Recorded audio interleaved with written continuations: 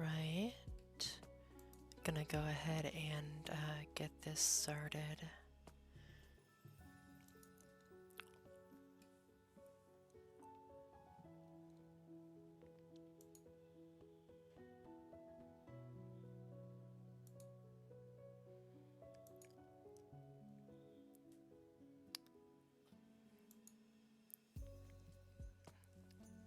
How is everyone doing today? I hope everyone is doing okay.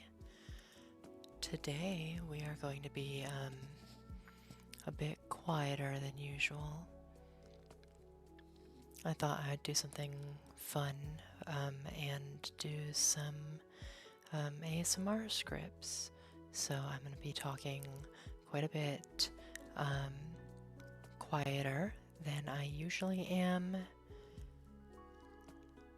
Let's get me over to the chatting screen. Oh, I have not set up Warudo as the just a little bit of scuff. It's fine. I was going to switch from VC face to Warudo, and I haven't actually gotten around to doing that yet. So, sorry, bear with me while I get this situated.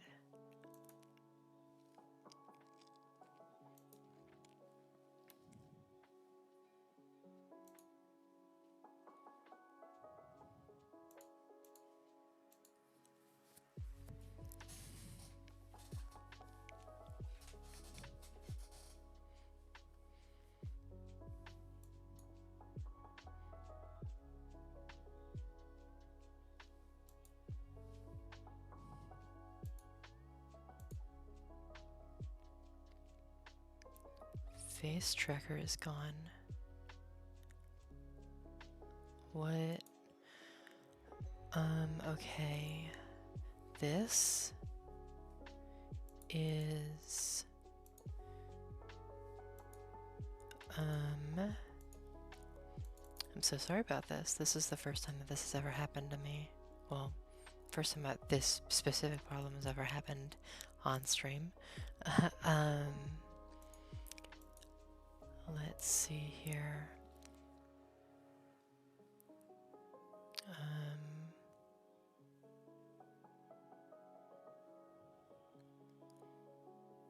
General settings. Let's see here.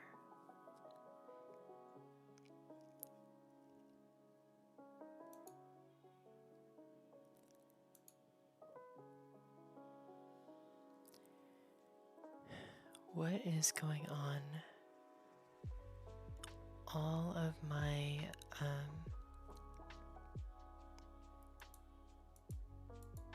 you can try restarting VC and changing the camera settings. Making sure nothing else is using the camera. Oh.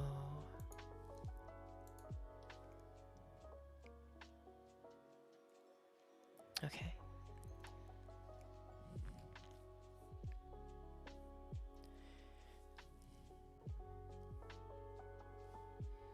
Let's try this one more time. I think I realized what was going on and why it wasn't connecting to my camera.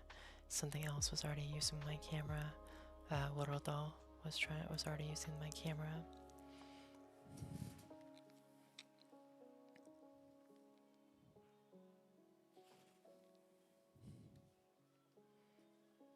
Okay, there we go. This is better. Orekusu, welcome in. Just a little bit of scuff, no big deal. Why is it that... Oh, there we go. Okay, awesome. How are you doing, Orexu? We will get into the script reading in just a few moments. I had a little bit of just gonna chill and relax. Good. that is kind of what this this stream is for.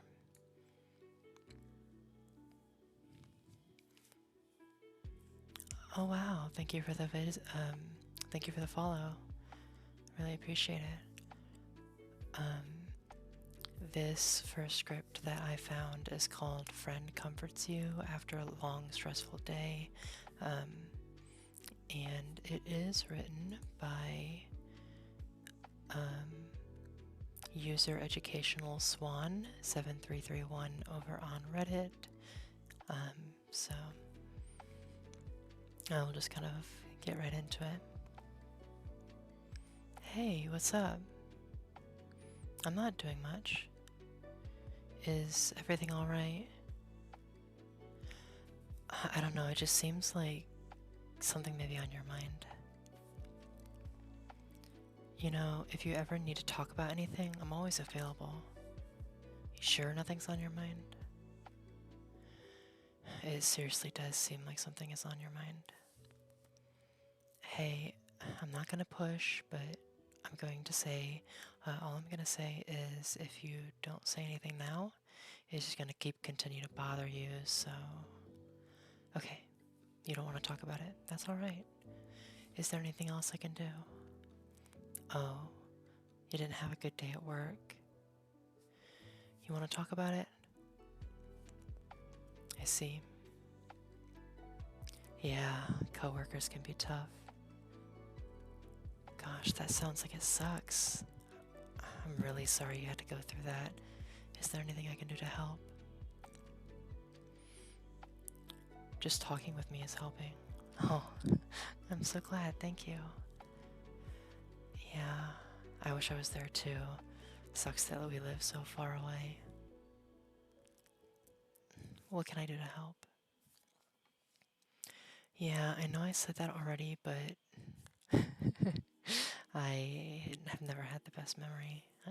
You should know this. Oh, you want to hear a joke? Okay, if that'll make you feel better. What did the chicken say to the other chicken? I don't know. I don't speak chicken. Oh my gosh, that was really bad. I'm so sorry. I can do better. Okay. What did one wave say to the other wave? No. Crap, wait. No, that's not how that goes. I'm such a klutz. Okay, how about this? I don't have work next week. What if we met up and did something fun together? Get your mind off all of the not so fun stuff happening. Yeah, sure.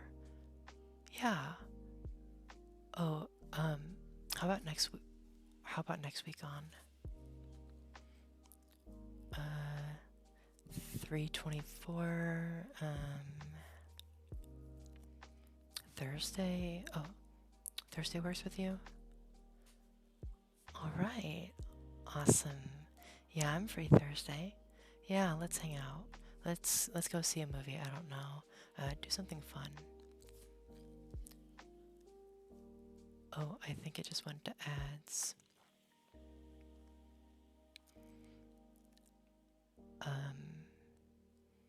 I will just kind of continue to vamp a little bit while the ads are playing.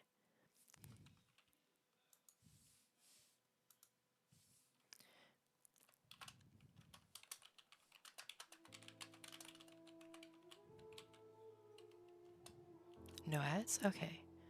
Okay. Sorry, then I'll keep going. Yet. Ads were quick. Oh, hey, Berryman, sir. How's it going? Welcome in. Yeah, let's hang out. Let's go see a movie. I don't know. Do something fun.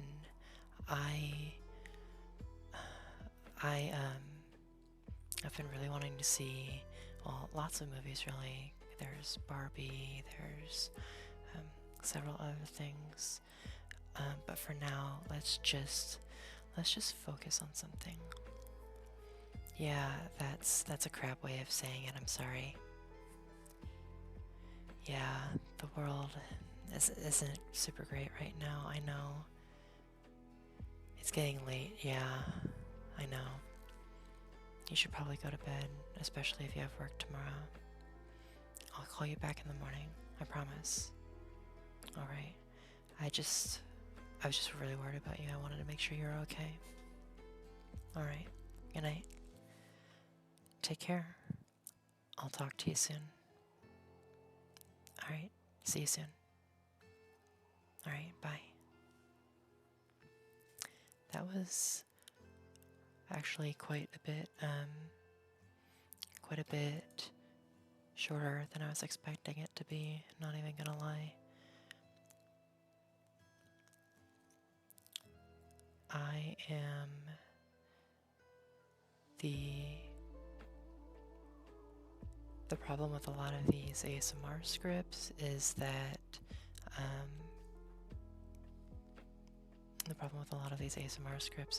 they are often romantic, and I'm trying to go more for like a friendly vibe, platonic vibe. How are you doing today, Barry, by the way?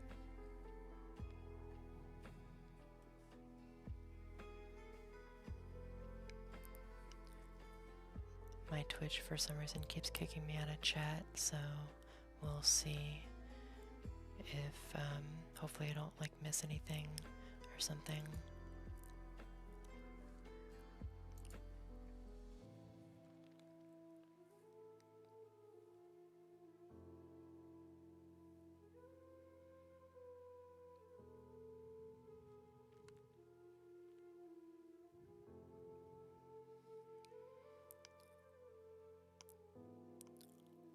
I think maybe while I am, maybe I can look up some creepypastas too.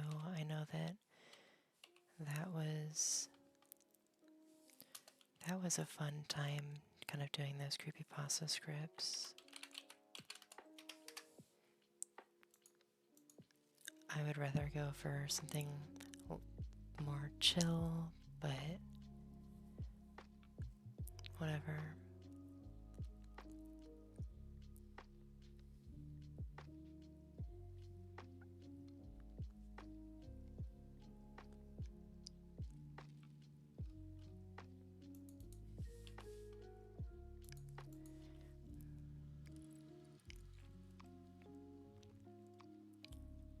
This stone man, interesting.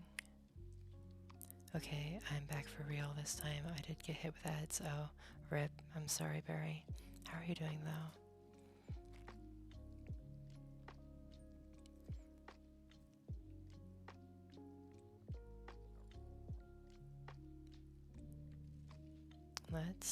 You know what?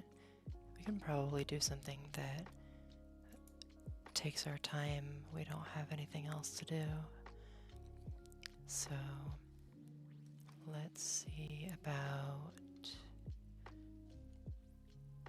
doing I'm getting by. I do enjoy some ASMR. That's good. I'm glad that you're getting by. I hope that, my voice is soothing you. I am using the mic on my Kraken Kitty headphones, so I'm not. I think that the mic quality is relatively good, but it's no professional mic. Much soothing. Thank you, Arexu. That means a lot.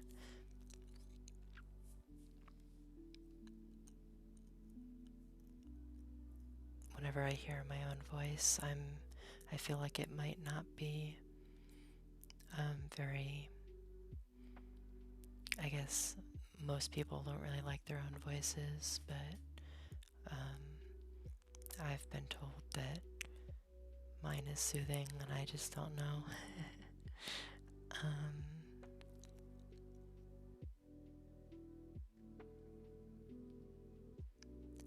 Seer of possibilities. That sounds interesting.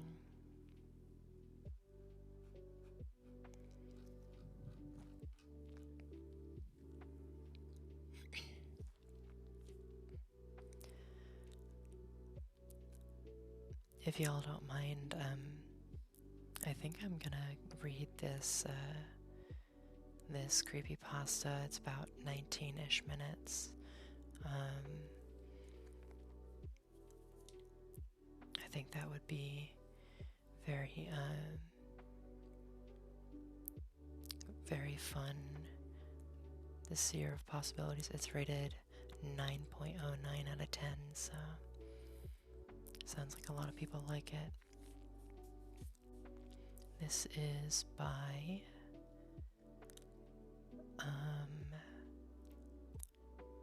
Thomas O, I believe is what it says. Sometimes otherworldly beings find interesting ways to try and contact you. They might use a Ouija board, or maybe come to you in a dream, or sometimes they speak through another person.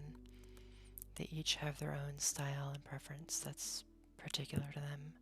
The one who contacted Jack spoke to him through his computer, or I guess you could say the communication was through on-screen text. The first time it happened, Jack had been sitting at his computer playing solitaire. A blinking red light from his router indicated that his internet connection was down again. This was at least a weekly occurrence, and Jack was getting used to his spotty internet service. As he moved his cards, the game faded into a solid black screen and the red text appeared. "Hi, Jack. I need a favor from you. You're a very special person, and I know you'll help me. I can't ask this of just anyone. I really need your help." Jack paused for a second. The router light was still blinking red. Is this some sort of joke? He couldn't help but wondering. Several moments later, the message continued. "Yes, Jack, I know this is weird for you, but I don't want you to worry. This is just a small, easy favor I need. I'll make sure you're rewarded."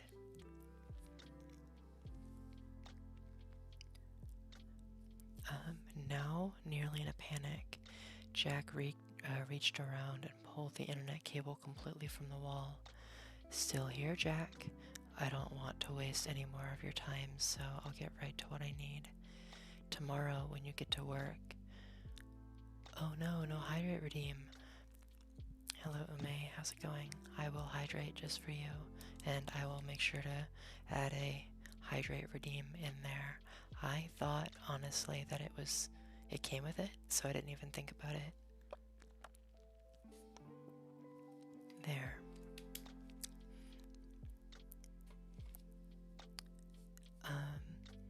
Tomorrow, when you go to work, I need you to move the large potted plant that's next to the elevator on the ground floor.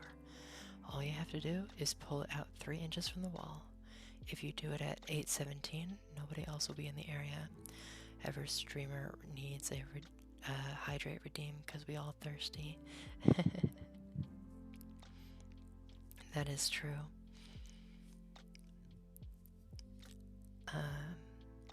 Jack sat there, refusing to respond, still trying to figure out what was happening.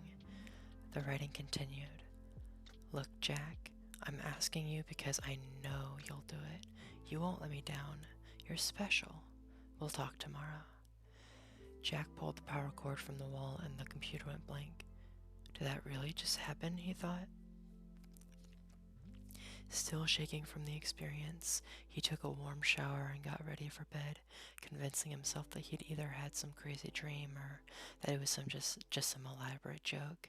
But who would play that kind of joke on him? He didn't even really have friends or enemies. He woke up the next morning feeling refreshed. Work would start at 8:30 and Jack was never late. He pulled in the parking lot at 8:10. Normally he'd go right in, but the message had told him to move the plant at 8:17. Was he really going to do it? Overnight, Jack's fear had turned into curiosity. Let's say he moved the plant. He wouldn't be doing anything wrong or illegal, right? In Jack's mind, the most reasonable course of action was to move the plant. He'd do it. Nothing would happen, and he'd be able to put this whole crazy matter behind him. 1 minute before 8:17, Jack left his car and walked towards the building. He entered the foyer at the exact time he was supposed to. The message was right. Nobody else was around. Odd, Jack thought. The building was normally busy this time of morning, but this temporary lull had been accurately predicted. Fine, let's see what happens, Jack muttered. He walked up to the large potted plant placed firmly between two elevators in the lobby of the 10-story building. The plant looked like it was fake, a decoration people passed every day without even really noticing. It was heavier than Jack realized. He put some might into his effort and pulled the plant out 3 inches to his best estimate. He stood back and looked at the plant, then looked around the lobby. People were coming in behind him now, and the lobby was starting to fill up again. Nobody seemed to notice the plant was in a slightly different location. Nothing seemed different at all. Jack skipped the next elevator and waited for something, but nothing happened. Finally, Jack entered the elevator and made it to the 7th floor cubicle on time, like always.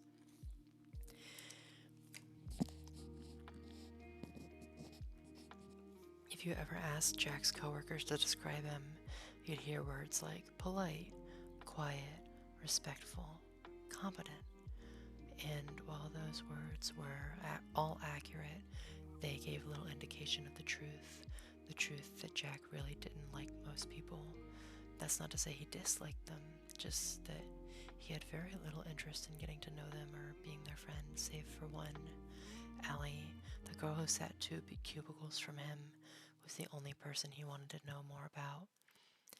With her big smile, blonde hair, and beautiful figure, Jack was very interested in learning all about her. Despite his lack of success with women in the past, he was actually doing a fair job of getting to know her. Every morning, as he passed her cubicle, he'd stop for a chat. The chat was 1 minute at first, then 2 minutes, then several minutes. Jack was surprised that she actually seemed to like him. On this particular morning, their daily conversation lasted only a couple of minutes as they exchanged their morning greetings and talked about Allie's wild night out. The elevator doors opened up behind him. Out hobbled James Bentley, the boss of both Jack and Allie. James's loud complaining could be heard throughout the office. "My damn foot." "What happened, James?" came the mumbled queries. "It's that damn plant they have in the lobby. I ran right into it and twisted my ankle." "James, you can barely walk. You need to go to the hospital," came Allie's concerned reply. "Can't do it now. I have meetings all day. Too important to cancel. I'll just have to tough it out." Jack, feeling stunned, left Allie's cubicle mid-conversation and sunk down into his chair. It was his fault. He was sure of it. How could he have been so stupid and careless? No. Still, no use in worrying about it now. A twisted ankle would heal. Everything would be all right. Upon his return home, Jack went immediately to his computer and turned it on. As soon as the computer booted up, the screen went black, and a new message appeared. "How was your day, Jack?" He sat there staring at the screen, not actually knowing how to answer. The message on the screen continued. "Actually, I know how your day was, but never let it be said that I'm not polite. You're wondering what's going on. You want to know why James Bentley had to twist his ankle? Well, Jack, this chain of events isn't done playing out. I don't want to tell you too much too soon, but this will all make sense to you in a short order. Just go to work tomorrow like you normally do. Don't worry about a thing, Jack. You'll be rewarded. You're special. Talk to you tomorrow." Jack sat back in his chair. What was going on? Who was sending him messages? Jack's curiosity was fully engaged, and he was almost a bit excited to see what would happen. The next morning at work started off as an ordinary day. Jack noticed that the plant had been pushed back fully against the wall, probably by a nighttime cleaning crew. James Bentley showed up shortly after lunch, hobbling into the office on his one good foot. Man, this foot is killing me, Jack could overhear him saying, but apparently James still had a meeting he didn't want to miss. It wasn't until around 3 o'clock that Jack saw him again. James, who always seemed to prefer Allie over others, came limping up to her cubicle. Allie, you're not doing anything right now, are you? No. Nothing that can't wait until tomorrow, I guess. Good.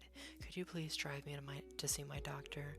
I probably should have gone yesterday, but I just couldn't get away. The pain is just killing me right now, and I don't think I can drive myself. I barely made it here this morning, and I don't think I can even push the gas pedal right now. We can take my car if you want.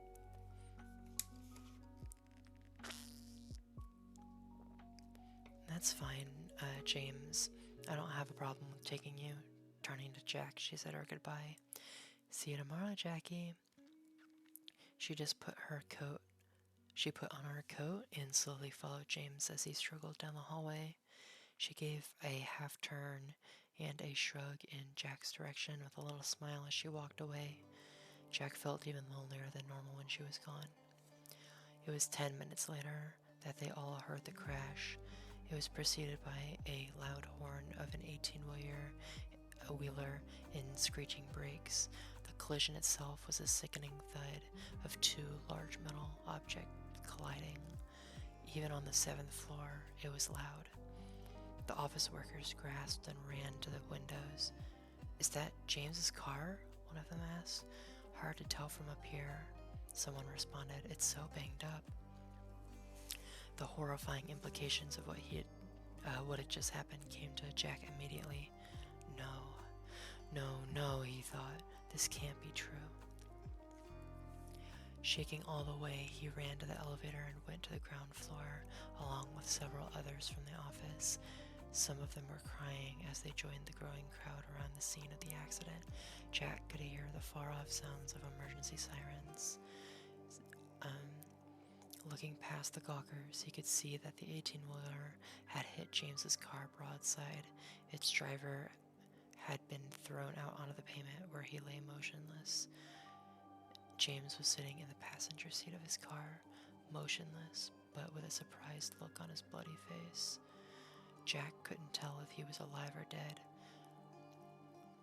The driver's side, where Allie was seated, had taken the hit.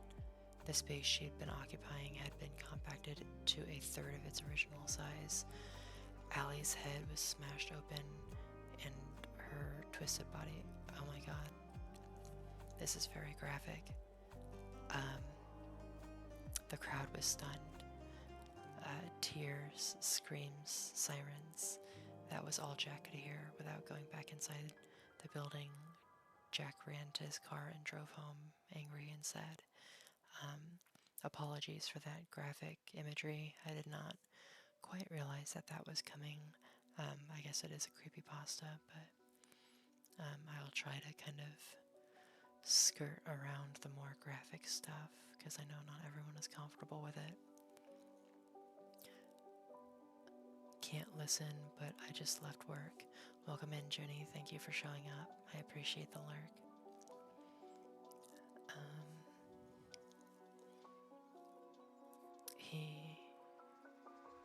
The crowd was stunned. Tears, screams, sirens. That was all Jack could hear. Without going back inside the building, Jack ran to his car and drove home, angry and sad. He made the journey home to his computer where the machine sat and wanted to turn it, he wanted to turn it on, but was afraid of what he'd find.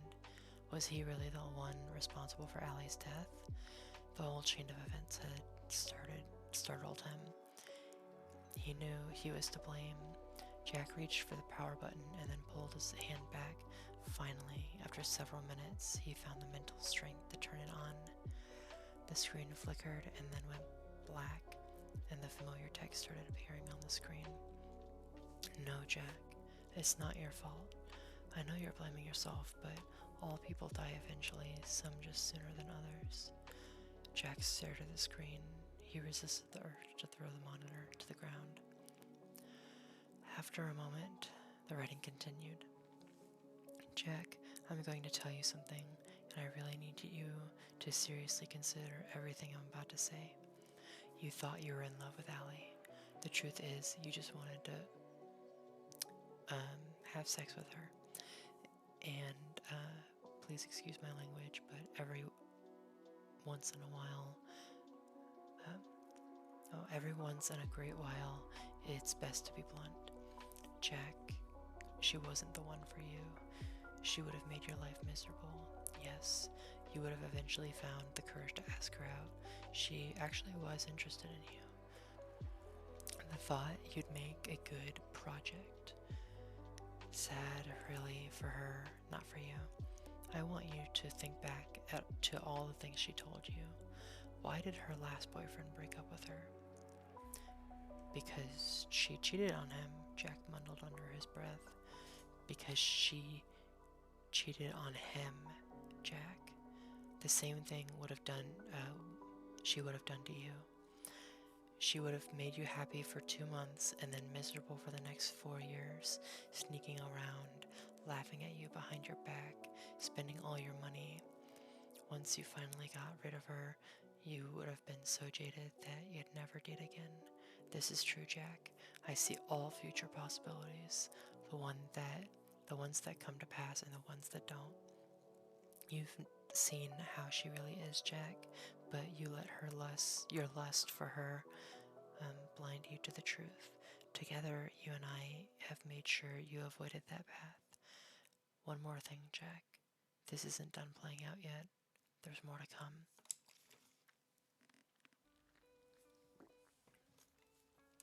No. Fuck you. You killed her. Jack screamed and threw the monitor from the desk. It landed on the floor and sparked out. Jack got barely any sleep that night, and the next day he wasn't sure he wanted to go to work, but the last words he'd been told had piqued his curiosity, and his anger had somewhat subsided. No work was done that day at the office.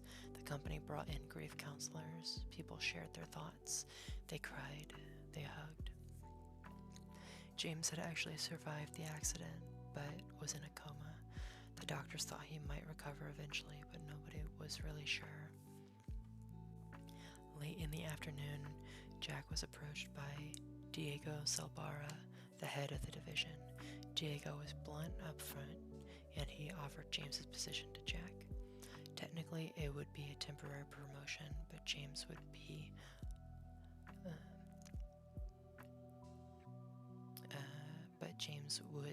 back anytime soon.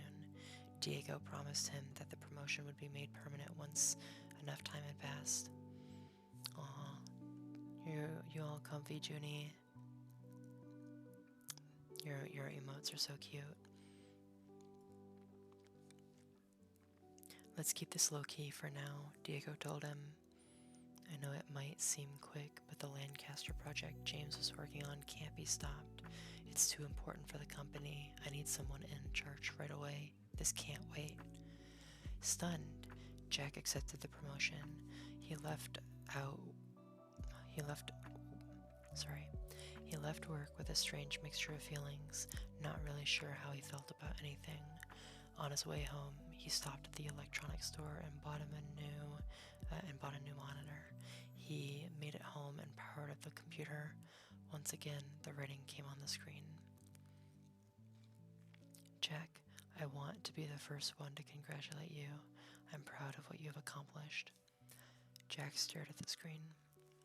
Jack, I have to ask your forgiveness because I haven't introduced myself yet. I'm called the Seer. Like I told you before, I see what will be, and I see what can be. It's a very powerful gift I have, but you know what, Jack? For all of my power, I still can't do anything corporeal. I can predict, I can see, and with enough effort, I can even communicate. But I don't have a body. That's something that was taken from me a long time ago. That's why I need you, Jack. I'm an artist of sorts, an artist of human manipulation. You'll be my paintbrush and my canvas.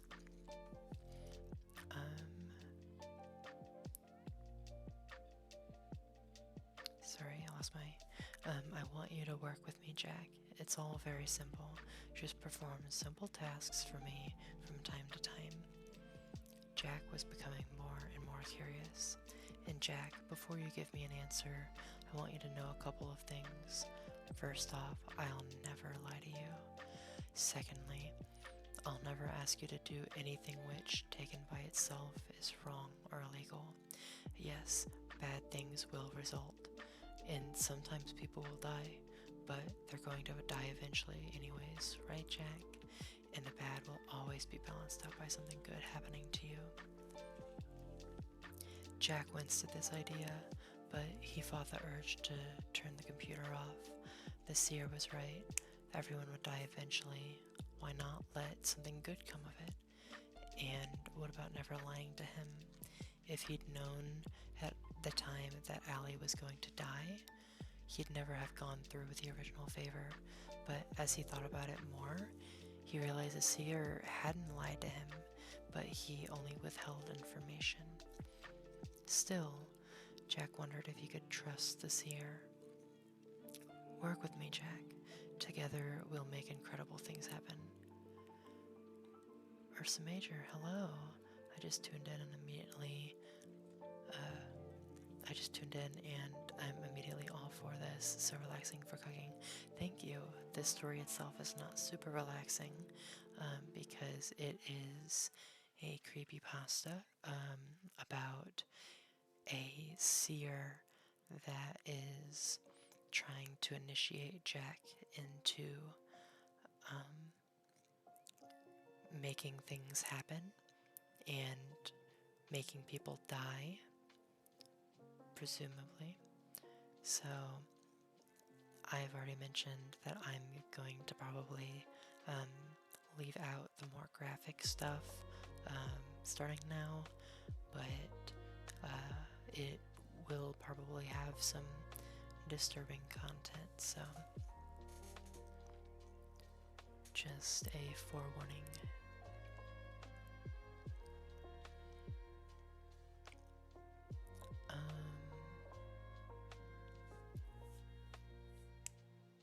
Jack winced at this last idea, but he fought the urge to turn the computer off. I already read that.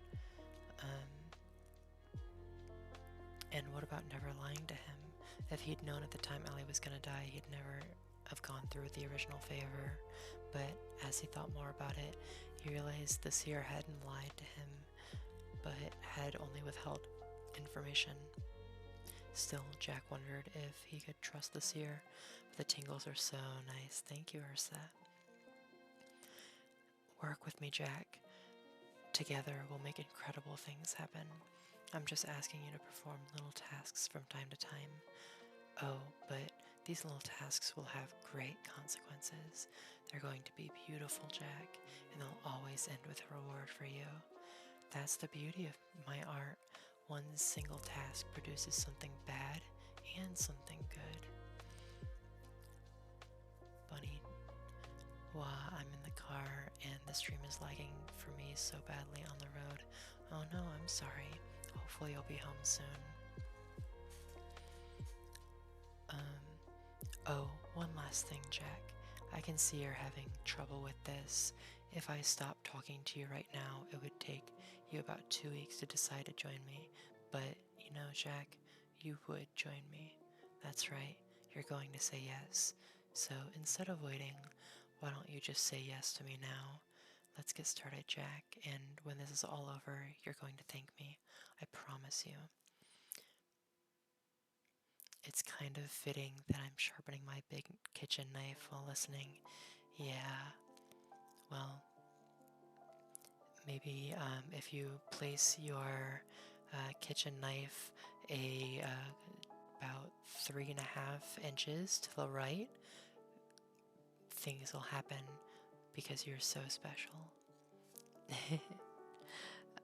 That's what the seer keeps telling Jack, is that he's so special. Jack considered what the seer had just said. His initial feeling of revolt was slowly fading. He paused, and then, for the first time, he placed his fingers on the keyboard and responded directly to the seer. "What do you want me to do next?"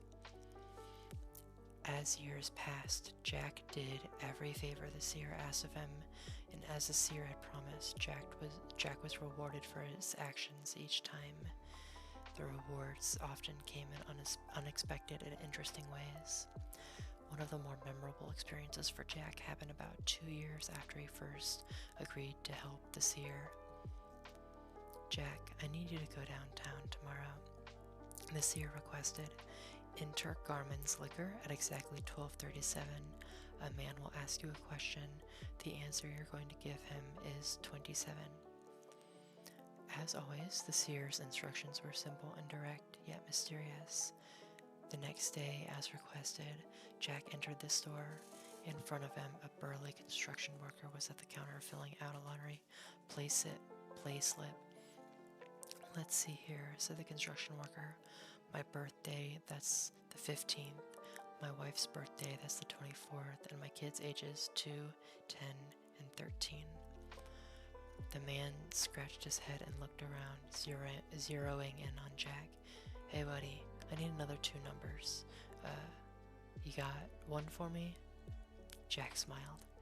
27. "Really? I was thinking about playing 35, but you know what? I like your face. Let's go with 27. Sorry, sippy sip.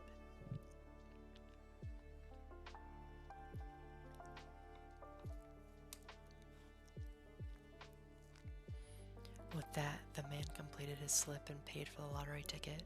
"See ya, pal," he said happily, and patted Jack on the shoulder on his way to the door. Jack tried not to put any more thought into what would happen to this man. "Just let things play out, Jack. You'll never guess how things end up, so just let yourself be surprised," the seer had advised him. Still, it was impossible not to wonder about these things from time to time.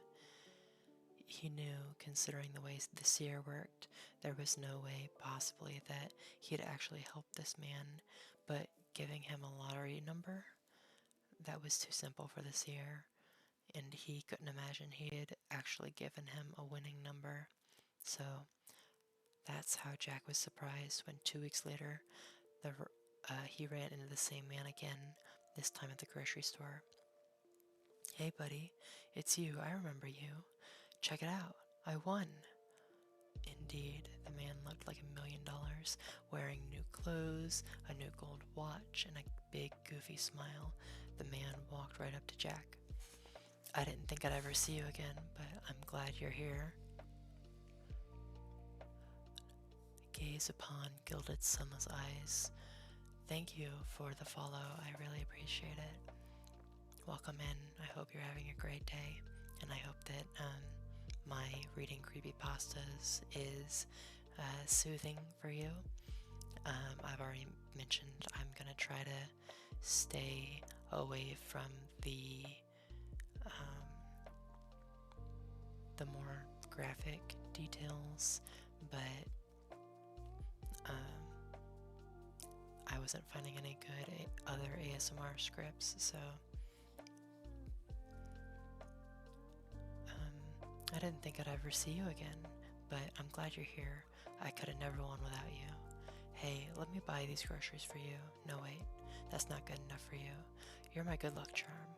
Always gotta treat people right, that's what my mom says." Reaching into his pocket, the man removed his checkbook and promptly wrote Jack a check for $10,000. "It's the least I can do for my good luck charm." After thanking the man, And feeling a bit confused by the whole thing, Jack raced home to his computer. After turning it on, the seer's writing appeared on the screen. Well, Jack, how does it feel to be $10,000 richer? It feels good, but I can't help but wonder, we've never helped anyone before. Why are we starting now? Jack asked that question with a tinge of guilt. He never liked to admit that people were being hurt by his actions, but in this case his curiosity overwhelmed any latent feelings of guilt. Oh, Jack, we haven't helped anyone. Yes, that man is happy now, but he'll have lost every last penny within 2 years. You saw it for yourself. He just gives money away. Old friends, lost relatives, they're all going to come asking for money. And there will be some very bad investments as well. The stress of losing everything is going to cause his wife to leave him. She'll take the kids too. He'll be alone and broke, a ruined man who would have nothing much better, who would have been much better off if he'd never won. You needn't feel bad, Jack. It's the man's own stupidity and greed that will do this to him. Jack felt some regret, but this year's rationalization and focusing on his own reward always put him at peace at the end. Through the years, 2 tasks were never alike. Sometimes the effects of his actions were direct and easy to see. Other times they caused a chain reaction so complex he simply couldn't follow. Go to the county administrator's building, park in space number 43 at 4:47 p.m. Came one such request. Jack did so, and 2 months later he met Donna, with whom he fell in love and ended up marrying. He wouldn't have even known the 2 events were even related if he hadn't asked the seer about it. Jack, when you parked in that space, you caused the person who would have parked there to park in a different spot, but she bumped the car next to her. She barely made a scratch, but she called her insurance agent anyway, causing him to leave the office late. He missed his train home, and while waiting for the late train, he was mugged and stabbed. He'll never fully recover. The muggers took his credit cards and used them. And Jack, I could keep going with this, but there's another 23 people involved. Sometimes these favors are going to be very complicated, but let's just say your action ultimately caused Donna to be in the exact right place for you to meet her. So this, I'm going to take a pause from reading the creepypasta for a moment. This power, ability, whatever, is the superpower that I would want to have if I had a superpower. I'm just realizing that my settings were up for my for my model. Oops, don't ignore that. Pay no attention to the man behind the curtain. But to be able to be like, okay, if I do this thing, this will cause a chain reaction to cause this, to cause this, to do this, with this ending outcome, would be a very, very cool power to have. And so I think that would be my ideal superpower if I had one. Fun fact. Jack's relationship with the seer grew. Though remaining mostly mysterious, the seer divulged enough information over time so that Jack could get a generalized understanding of the seer's history. It feels like less like a creepypasta and more of a thought experiment. Yeah, it does, doesn't it?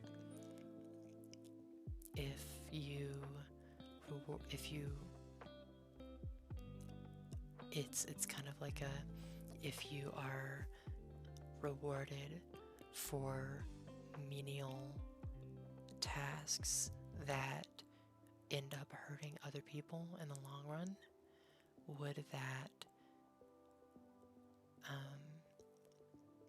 would you go through with it? And I would like to think that I'm the kind of person that wouldn't, but I mean, Jack didn't seem like he was such a terrible guy, and he's gone through it, so who knows?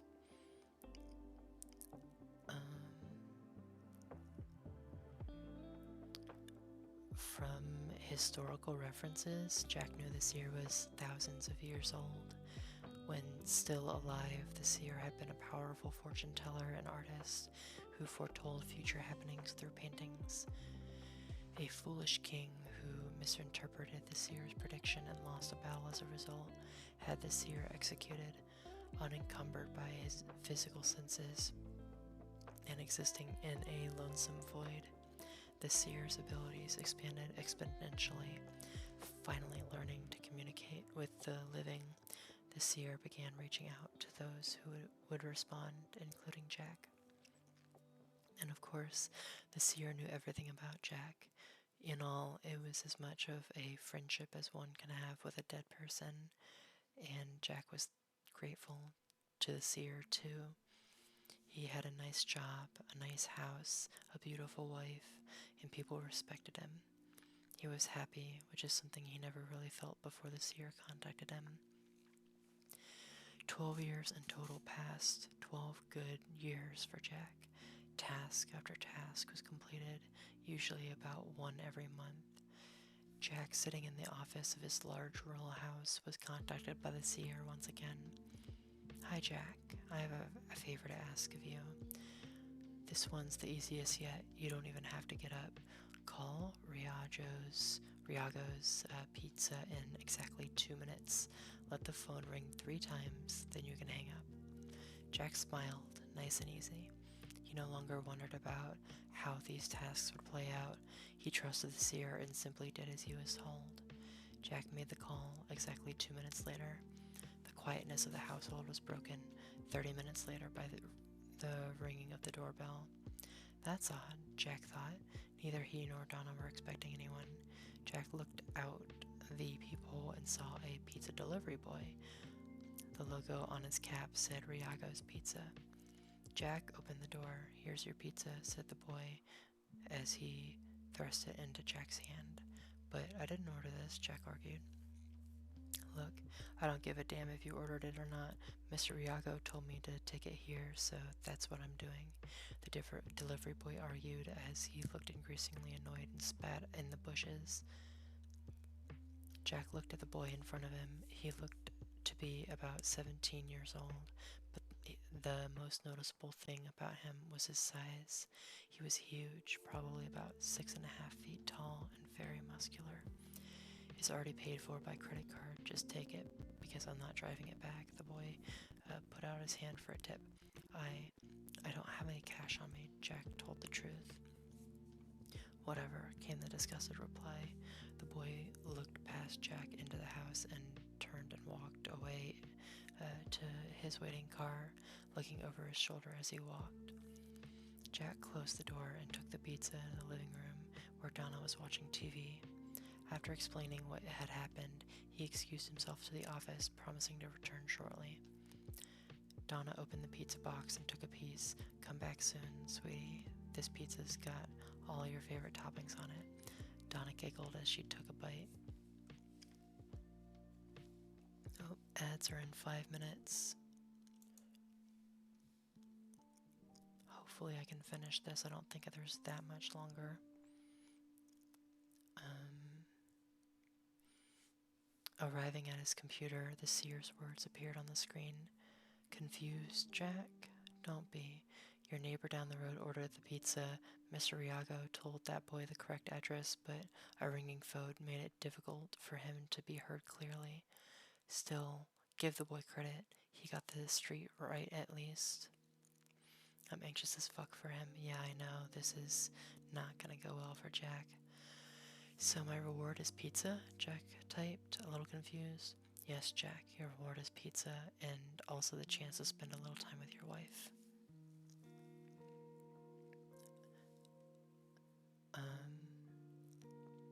Go down there, share the pizza, enjoy it. When you're done, make love to Donna. That's not one of your tasks, that's just some advice I think you should follow.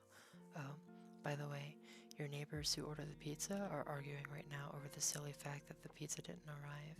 Some of the things people argue over amaze me. They really do. Their fight is going to get very heated, but you don't need to worry about that. Go enjoy your night.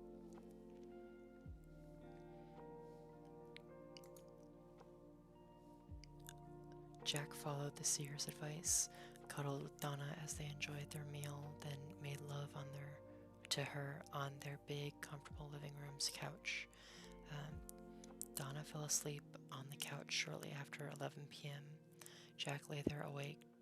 This latest favor, it just felt odd. Carefully extracting his arm from under Donna, Jack left the living room and headed upstairs. Sitting down at the computer, Jack typed, "Are you there?" "Yes, Jack. I'm actually always here. I've been waiting for you to come back. That pizza delivery boy, he's quite a specimen, isn't he?" Jack looked quizzically at the screen. The seer continued, "He's a horrible employee. He was hired only 3 days ago and already Mr. Riago wants to fire him, but as a physical specimen, he's strong, fast, and very observant.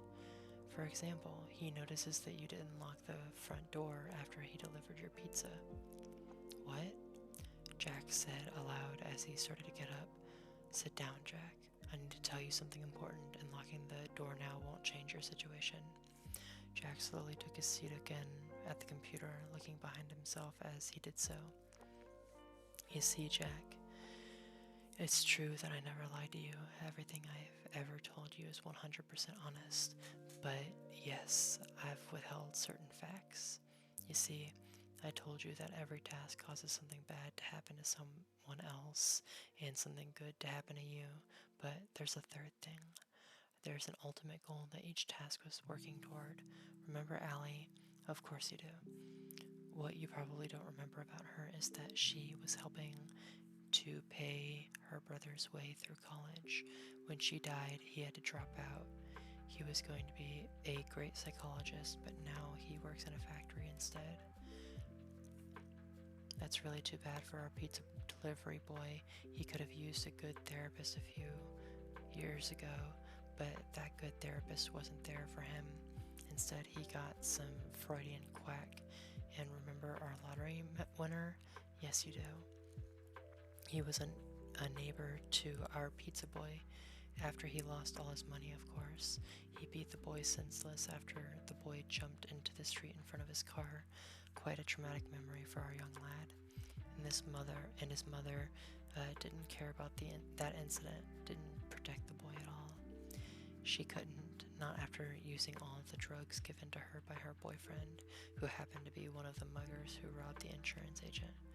He bought the drugs with the money he paid from the robbery. Do you see the scope of my artistry?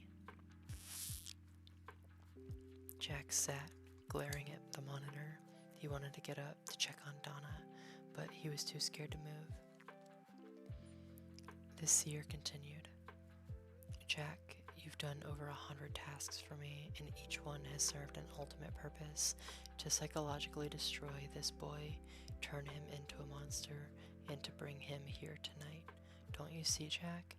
This involved tens of thousands of people and billions of possibilities. If you had failed to complete even one of those tasks, the whole chain would have collapsed. This was orchestrated by me and set in motion by you. Together, we've done something wonderful. This is a masterpiece of human manipulation. Our masterpiece.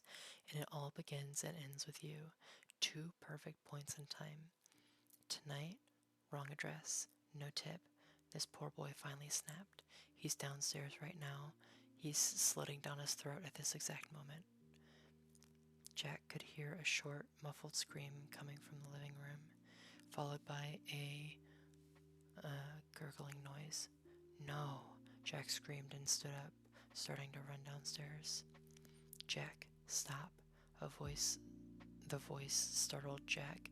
It was inside his head. For the first time, the seer was talking to him directly. It was a pleasant voice, a feminine voice. You can't do anything. She's already gone. He'll be coming for you shortly, and you can't stop him. Among Us has destroyed me. Whenever I hear task, I think sus.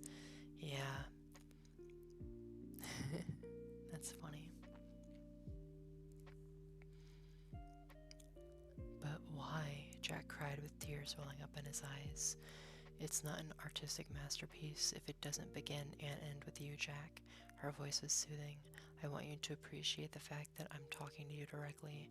This requires all of my energy, and as a result, I'll have to rest for several years before I can contact anyone again. That's how special you are to me. Please don't feel bad about this, Jack. I want you to take a moment and enjoy our accomplishments as much as I do. The voice paused briefly,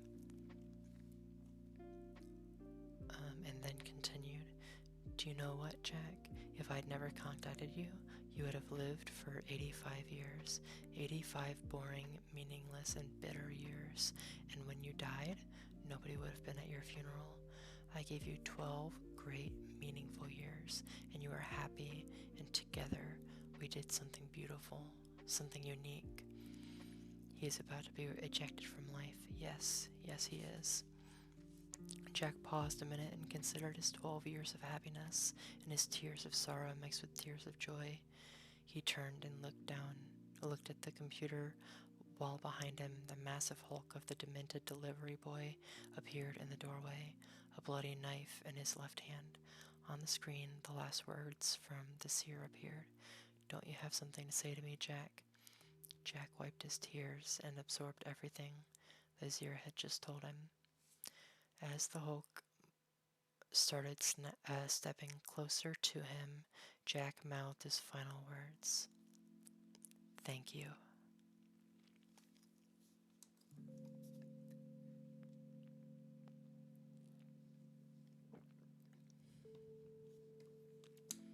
Okay, yeah, he was definitely ejected from life. Okay, so Brad's ads are coming up in about a minute and a half. So in a few moments, it might be a good time to kind of get up and stretch. I think that I might get up, take a little walk around, and then I'll probably be back a little bit before the ads end. But that was a pretty good story. It's wild that presumably she, the seer,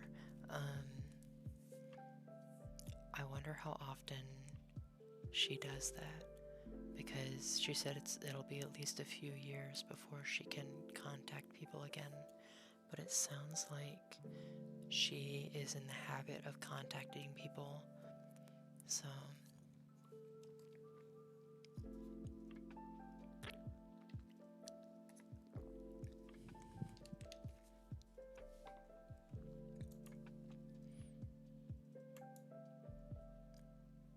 yeah, I definitely need a hydrate emote.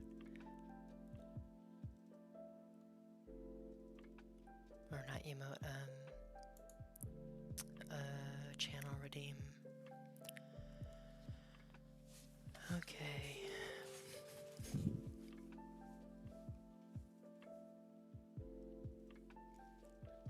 What would you have done if you were in Jack's position? Would you have taken the seer's offer? I don't think that I would. I mean, who knows?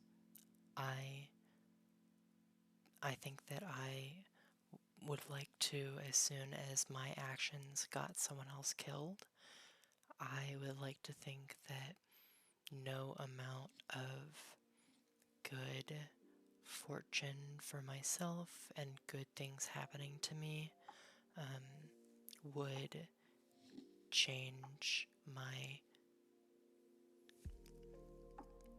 desire to not do that.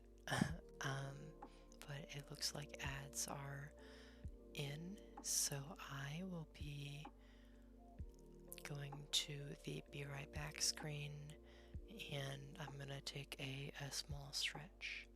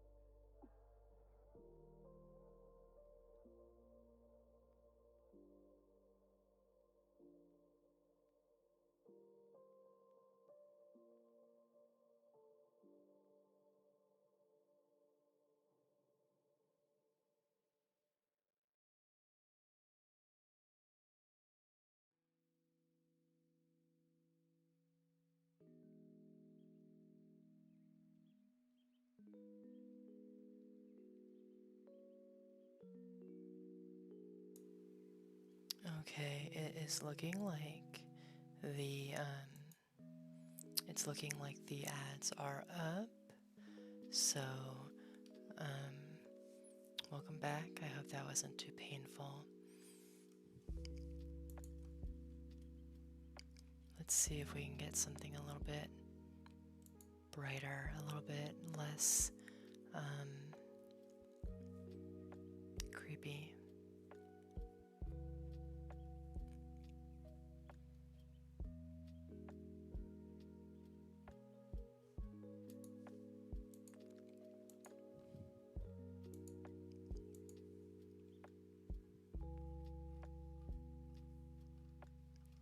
I guess I can also throw that out to chat if anyone would like to weigh in. Would y'all rather hear something more pleasant or something more creepy?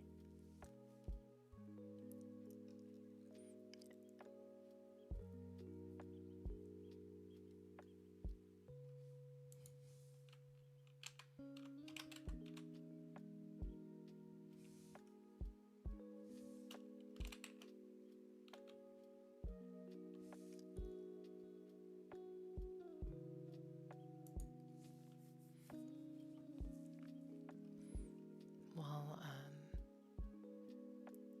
let's see here. Okay, I already did that one.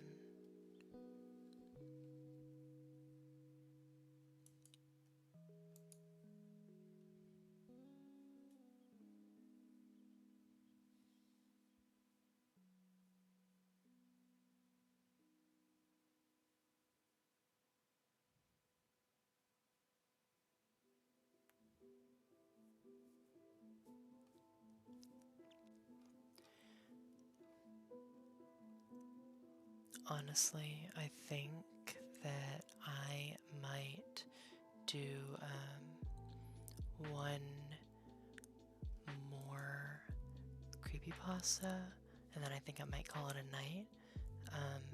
Talking like this is kind of it's a little bit difficult for me. I'm not used to talking quite this softly and like whispering almost.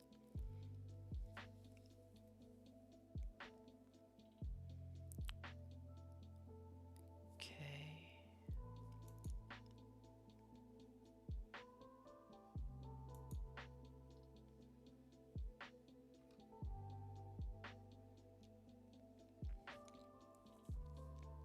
This next one up is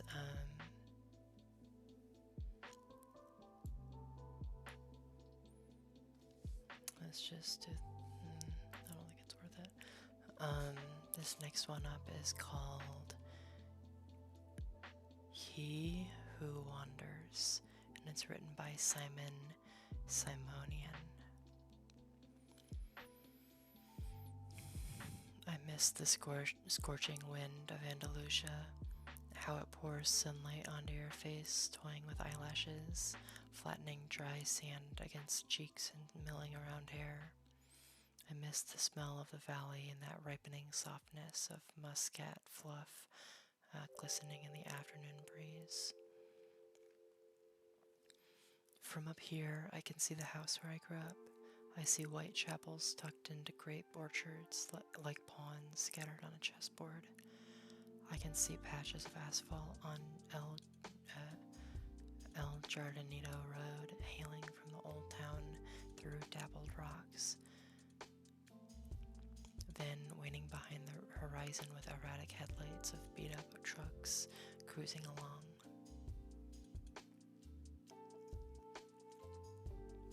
One of the pit stops along El Jardinito, where truck drivers stop to relieve themselves, marks the starting point to this wavy trail, all covered in blotches of spindly grass stalks and flaxen sand.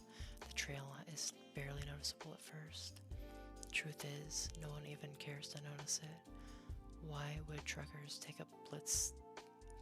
taking a blitzly care to check on a mucky trail leading to God knows where? But I do.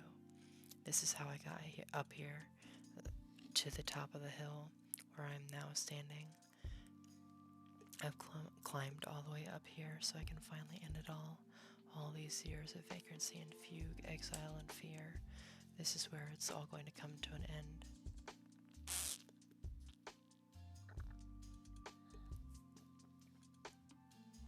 But for now, I am enjoying the view of the valley unfolding below me. I'm sipping the air of what could be my final memories. He will show up soon. He always does, like a shadow. He's been following me right on my footsteps, always there behind me, and there he is. His limping figure appears behind the sharp bend of El Jardinito.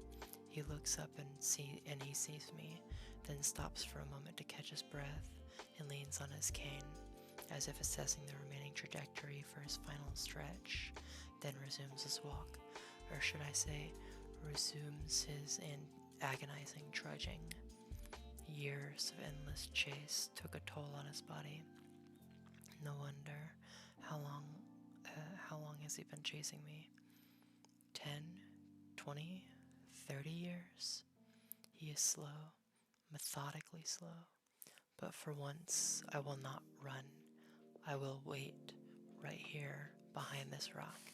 I will finally come face to face with him. This sharp Swiss knife blade I am holding in my hand will soon lance right through his neck bone. Yes, that's what I'm going to do. This ends here, at the dead end of this sandy trail atop the hill overlooking the valley with its white chapels and muscat orchards. Funny, after all these years, I still don't know the real name of my chaser. I always called him what Master Borges called him. He who wanders. He who wanders, listen. I will kill you. Borges. V. Borges. I idolized him when I was in college.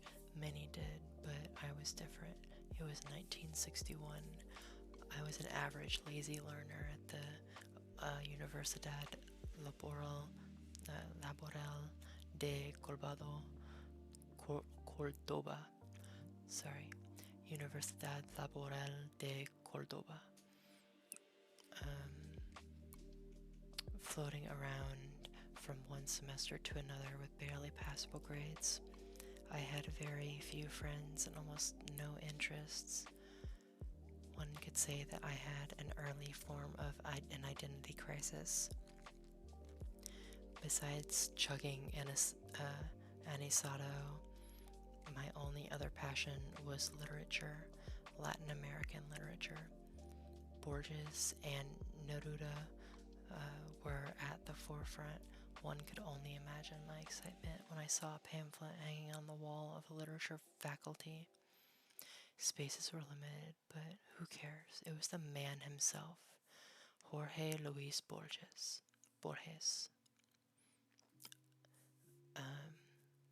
Coming to give us a lecture followed by an open panel of questions. Like a maniac, I rushed into auditorium streams before the lecture. I was the first in line, and when the doors opened, I got the front row seat. The auditorium was packed with drooling chins of self-proclaimed prodigies. Hydro Unlimited, thank you for the follow. Welcome in. Nice to see you, Hydro. I am reading a creepypasta called He Who Wanders. We haven't quite learned what it's about yet. This is actually going to be my last story before I end the stream. I've already been streaming for over an hour or so, and my voice can only take so much of speaking like this. Spaces were limited, but who cared? It was the man himself, Jorge Luis Borges, coming to give us a lecture followed by an open panel of questions. Like a maniac, I rushed to the auditorium hours before the lecture. I was the first in line, and when the doors opened, I got the front row seat. The auditorium was packed with drooling chins of the young self-proclaimed prodigies awaiting the arrival of the Great One.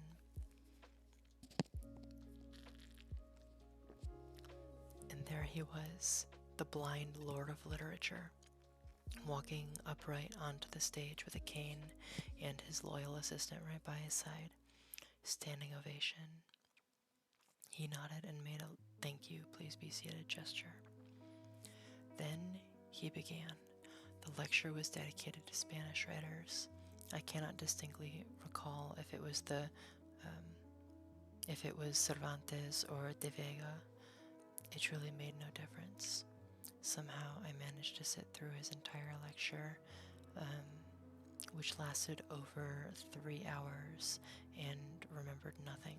He talked slowly and methodically, pouring honey into our ears like Segovia's guitar, with his absent eyesight affixed to the ceiling. And then it happened, something that caught me completely off guard. Before closing the day, Borges was about to take questions from the audience. Of course, I raised my hand, and so did about hundreds of other students. One of Borges' assistants whispered something into his ear, which made him smile. It is an honor for me to be in front of an audience of young people, but our time is not infinite. Kachimo, thank you for the follow. Welcome in. Hey Cass, how's it going? We are just reading a creepypasta called He Who Wanders. And this will probably be the last creepypasta that I read today, just because of it kind of is hurting my throat a little bit. but I'm glad that you're doing well.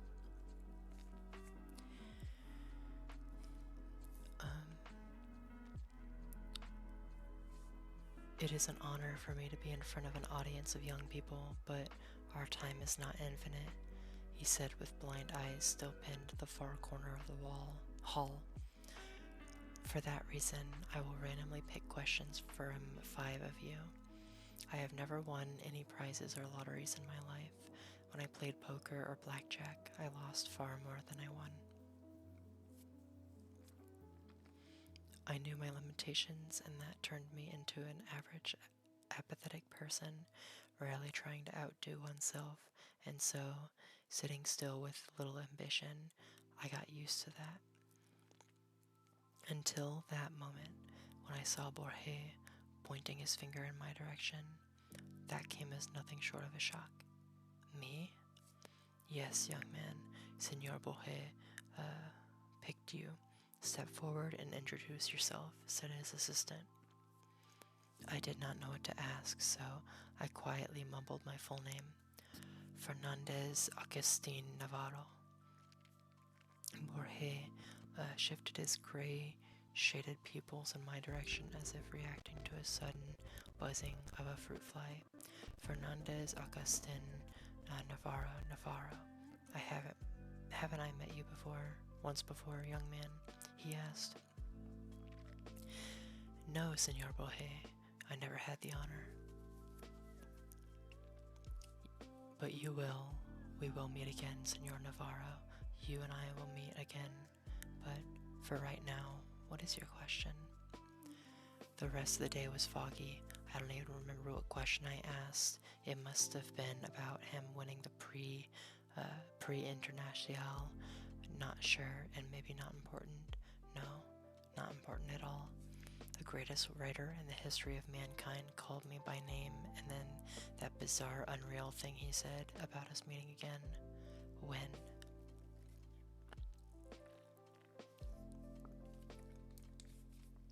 It was 9 years later. It was 1970. And there I was, a somewhat promising journalist in one of London's somewhat scandalous tabloid newspapers. Every week, my name was featured on the second page alongside with celebrity chronicles and vile rumors. My paycheck was decent enough for a small studio flat by Manchester Square. After years of having been pent up by directionless studies, I could say I became something more than an average, or at least that is what I believed.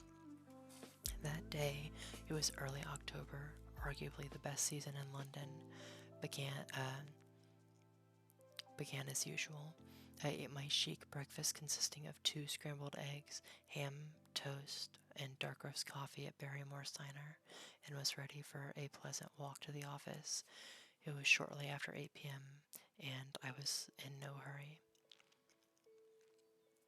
My route was the same as it was every day, past the square, right turn on George Street, left turn on Thayer, another right on Marylebone. My thoughts that morning were all preoccupied with the piece I was working on, so I was slowly making my way through the square when something caught my eye, or rather, someone. At first, I did not pay any attention to him, no more than I did anybody else who idled at the square that morning. Hippie rascals with soiled hair, playing guitar on every corner, was a common theme in those days. In London town was certainly no exception. So here was another one of those misunderstood love proclaimers. Sitting right behind the gated area to the square, striped, worn-out jacket, heavy cap, sandals with clots of woolen socks sticking out. A common hippie bum, as anyone might have thought. I thought so too, except this one had something that made my intestines churn. I didn't know what it was, but once I saw him, I felt the irresistible urge to instantly walk away and never see him again. The way that he looked at me the gloomy frown that made me think of a line from Oscar Wilde, "That fellow's got the swing." There certainly was something outer worldly about that fellow. His eyes, as if carved from a rock below his forehead, were mercilessly drilling thousands of tiny holes through me. I added pace. As I turned back one last time, I noticed him slowly walking towards me, past the gates of the square, onto the street, paying no attention to screeching tires of honking cars, walking right towards me. He's just a bum. No, he's not. Just another one of those unwashed hippies. No, no, run, run, run.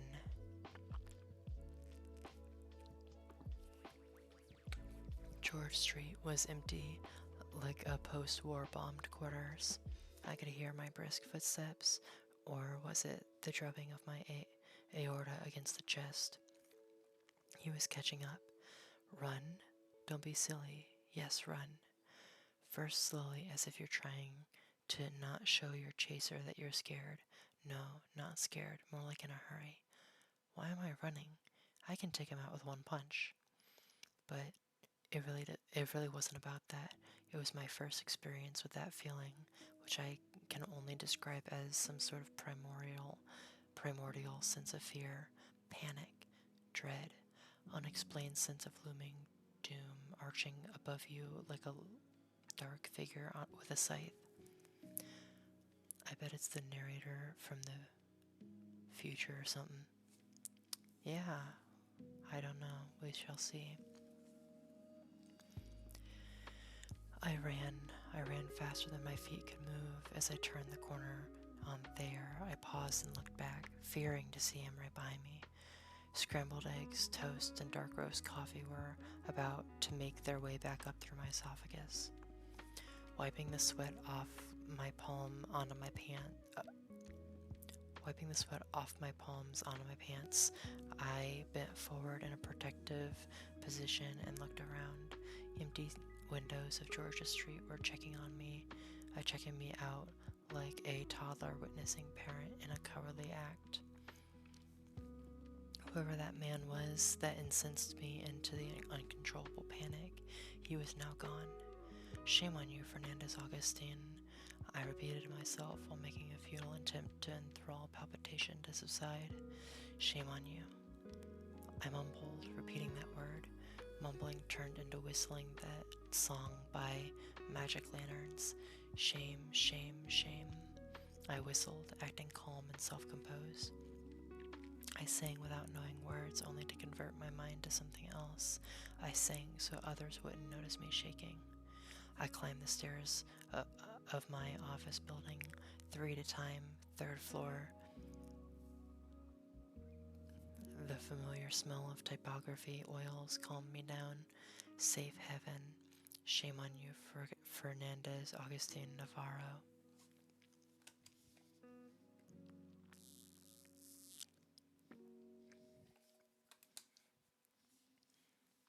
Even now, I question myself whether my journey to madness began on that day, or was it underway for many years. Madness that creeps in and recedes in tidal waves, is that how it usually happens?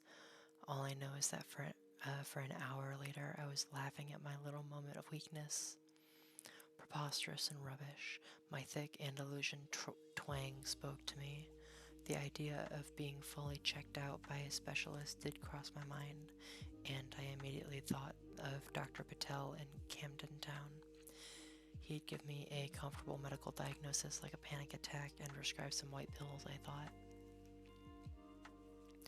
Little did I know that the day had more surprises in store. The unnerving script development continued in a more eerie fashion when my boss marched to my desk with a pack of printed paper. No, Navarro, you are not going to see Dr. Patel in Camden, who will make a judgment call on your sanity. Instead, you are going to do an article on Jorge Luis Borges' new book. He is making his a presentation today at London Public Library and blah blah blah. I forgot about the panic attack. The thrill of seeing Master Borges again 9 years later was surreal. Moments later, I was sitting in a cab on my way to the London Public Library, scribbling all possible questions I should be asking. El informe de Brodie, other books? Forget it. I knew very well what I would ask. I paid the cab and galloped up the marble stairs leading to the hallway where the master was about to hold his new book presentation. I elbowed myself through the crowd of journalists to occupy the coveted front row spot. Quick inventory, wallet, J-Slack along with the on-the-present Swiss knife. Seconds tick leisurely on my wristwatch. 4 more minutes. Forget this morning's sickness. Forget Dr. Patel. Collect yourself, Fernandez Augustine. I'm going to take a small, 30-second break. I will be right back.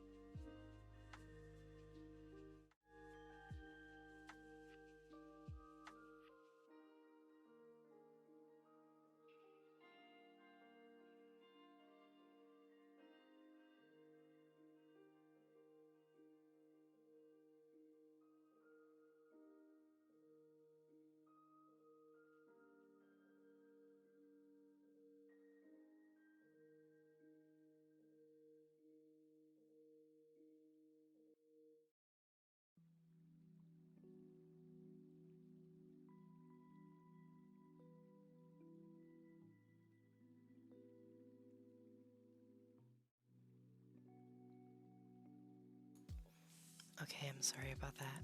I had to take some pills. Navarro, that's your last name, isn't it? Yes, Senor Borges. How did you know? 9 years ago in Cordoba, I told you we would meet again. Do you remember? I nodded rapidly, completely forgetting he couldn't see me. Stupid. Perhaps, continued Borges, it would have been more prudent for us to speak privately after the conference. I invite you to have coffee with me. You like Colombian coffee, Mr. Navarro? I shall see you precisely at 6 o'clock at the address that my assistant will provide. His blind eyes were still affixed at the top of the far corner of the hallway, far above all the congested sharp pencil critics and arduous followers of his divine writing. The attention was now all on me, as revealed by hundreds of photo flashes from behind. I thought of all of the explaining that I would have to do tomorrow. How does Borges know you? Are you friends? You were raised in Cordova. Are you his illegitimate son? Back then, I did not know. Answers came later. Memory is a tricky animal. As I gaze over the valley and satiate my lungs with familiar smells, I cannot think of anything specific. Vague and elusive memories of my childhood home and these orchards, these white chapels, and the old town itself. Nothing but incomprehensible sensation somewhere down there, below the chest cage. I close my eyes and let the sun twirl the tinted specks of mosaic light. I'm trying to focus without looking. Alas, nothing comes to mind. I've been robbed of my memory. You. I cast my eyes at the trail again. He's closing in. It's hard for him to walk upward, and yet I see that determination in his eyes, in his tight grip of that wobbly walking stick, in the way he periodically stops to catch his breath and eyeball the remaining distance. I'm not going anywhere. 5, 10 more minutes? Come and take me, old man, if you can. I almost see his facial expression under the heavily pronounced frontal lobe. It's a grin. It's an expression that says, "We shall see." Once I read an interview in the Morning Times. In it, Borges was portrayed as extremely humble and minimalistic. His house was depicted as a perfectly organized space with easy access to everything. Books on the shelves, judging from the admiration of the columnist, there were lots of them, were organized by theme and by title. Dictionaries and encyclopedias were grouped together on the same rack so he could find them easily. In another article, dated 1966, I read that when Borges travels, and those travels were quite extensive, he carries a whole rack of books along, some of which may not even be read.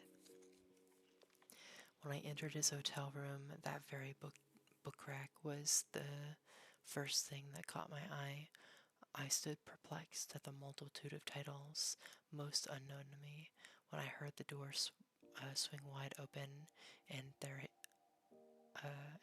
he was, entering through the doorway with a leisurely swinging cane. Ah, Senor Navarro. How kind of you to visit this old man. I took a step toward him and produced some gibberish like pleasure is all mine, all but mine. He half smiled and pointed his hand at the chair. I know you will quite enjoy the taste of Colombian dark roast. Borges sat down and leaned slightly backwards without releasing his cane. Do you know the biggest advantage of being blind? He asked and answered immediately. Blind don't need light, so my utility bills are way lower. He laughed at his own joke, only to be interrupted by his assistant carrying a tray of aromatic coffee poured into small porcelain cups. Amazing how the very idea of drinking coffee instantly changes your mood before you even have your first sip. As I was readying to go on a pre-scripted monologue of expressing my gratitude and honor, Borges jumped right into the action. I will get right into it. Senor Navarro, about you being here and about me remembering you. I know you have many questions. I will attempt to answer some, but not all. When you leave this hotel, there will still be some questions that you will have to find answers to on your own. He gently picked up his coffee and with hand somewhat shaking, took an artistic sip. Yes, I had questions. So many that my brain membranes were buzzing in bewilderment and disbelief. Here I was, sitting in the room with one of the greatest writers who happened to mysteriously know my name. And have you by any chance read the Book of Imaginary Beings? Asked Borges. I have, many times. I read it in Spanish when it just came out. Very recently, I bought the English translation in some shabby bookstores off Oxford Circus. I read that book far too many times, but never in its entirety, mostly starting on a random page, just as Borges had intended it to be consumed by his readers.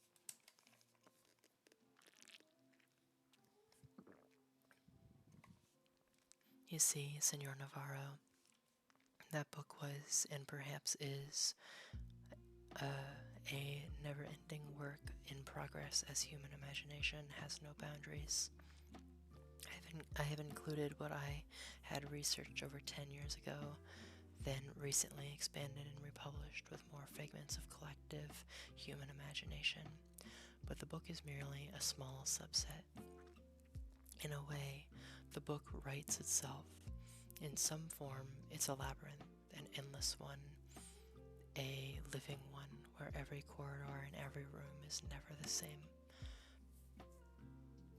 What I had always wanted is the book to reflect the labyrinth in our collective subconsciouses, the force that drives our minds to craft. For that reason, all the creatures in my book are strictly fictional, mythical. I'm not boring you. I'm not boring you? No, not at all. I understand, Senor Borges. He nodded and wiped a coffee grind off his nose. That book, as its title implies, is all about imaginary beings, tales, legends, folklore, but one thing no one knows is that I had originally intended this book to include one more being, a being that goes by its Latin name, Quietus Est. It appeared and disappeared across many cultures, sometimes centuries apart. Very little is known of it, but what I found was indeed astonishing. First, this being is physically no different than an ordinary human. You may say it is a human in many ways. As I studied this entity, I became more and more agitated. I could not stop. Like a madman, I was trying to learn more and more, but very soon the excitement turned into another feeling. Fear. Fear of what, Senor Borges?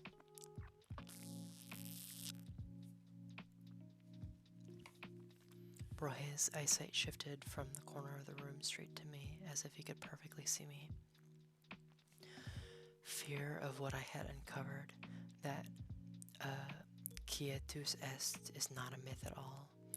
He attempted to take another sip, but his hands started shaking, so he had to put the cup down, spilling some of it onto the saucer and around the table. Pardon me, young man, I'm trying to maintain composure, but you have not tried the coffee, he said, wiping his mouth and forehead with a knitted handkerchief. I raised the small cup and took a sip, disregarding the aromatic fumes of the Colombian beans drifting down my internal gorges. Pardon me, sir, but you are saying that imaginary being called the Quietus Est was not imaginary. Is that why you decided to not include him in your book of imaginary beings? Only in part. Fear came from the realization of what it would mean for mankind to know about its existence.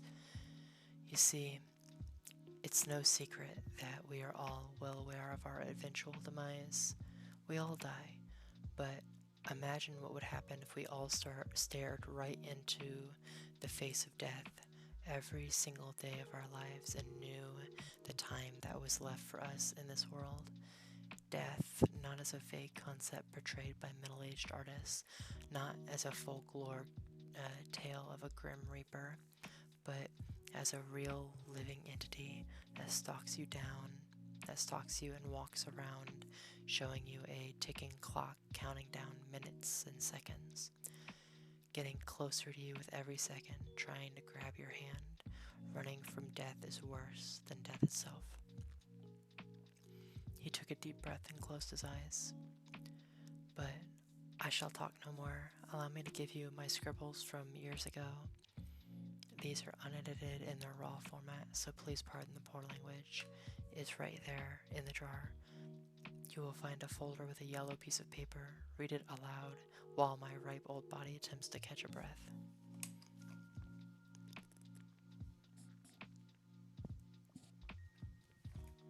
I opened the drawer as he instructed and found a yellow piece of cursive handwriting carved in Spanish with some Latin phrases.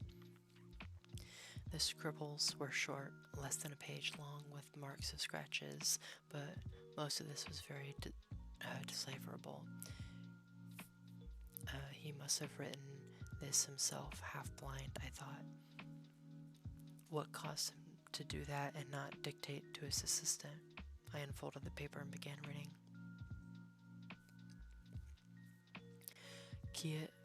Quietus Est. It is said that one shall not know all about its own ways in times of demise. The imminent passing is only felt by those that are either terminally ill, or even so, they don't possess the knowledge of when and where, or by death row inmates.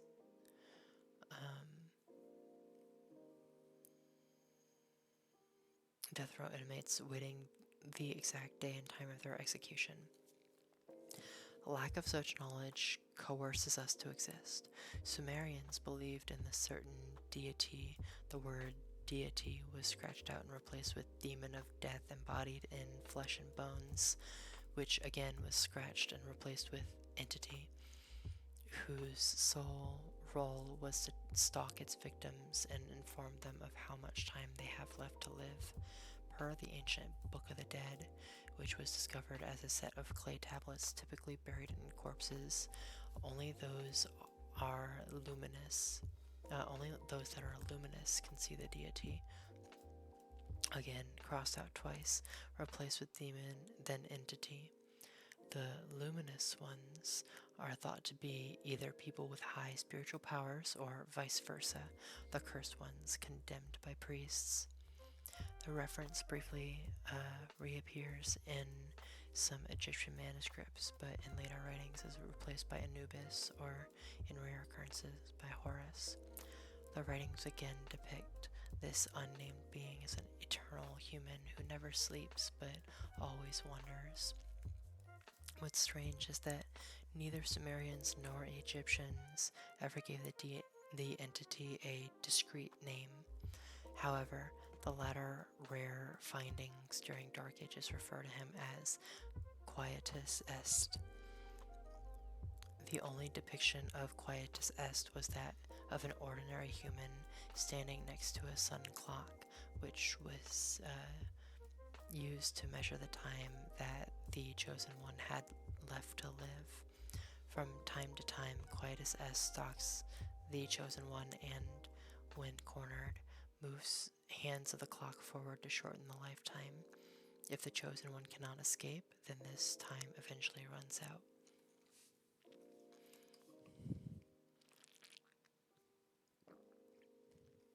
The very last reference was found in Enough, Mr. Navarro. You understand the idea.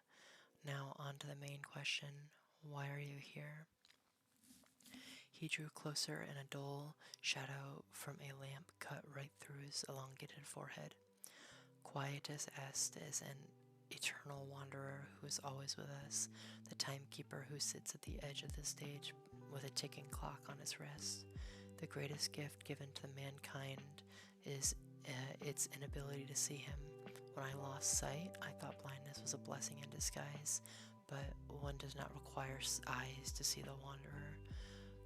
What eyes cannot see, ears can hear, and skin can feel. I hear him.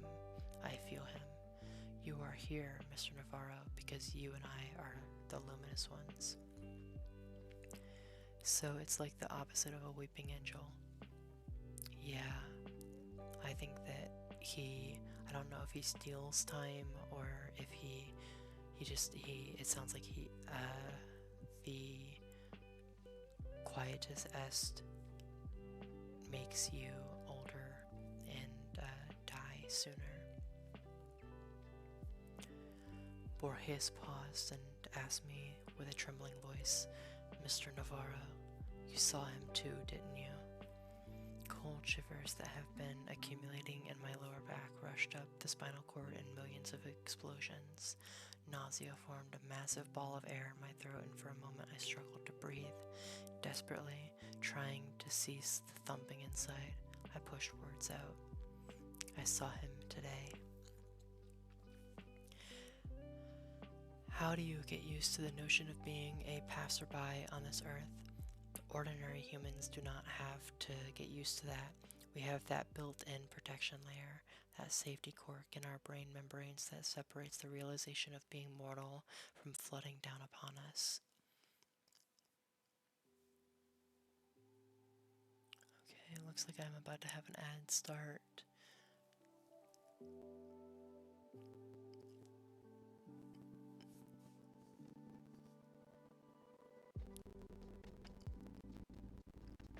I am going to go ahead and I don't know if the ad is running or not right now.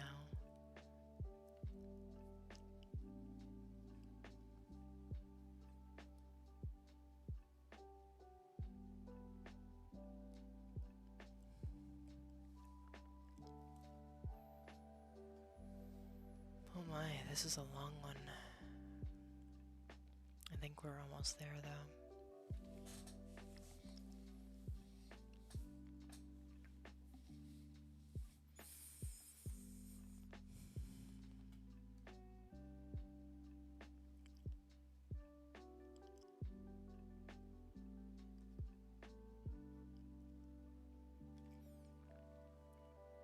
Alright, I don't know when the ad starts or ends, so I guess I'll just keep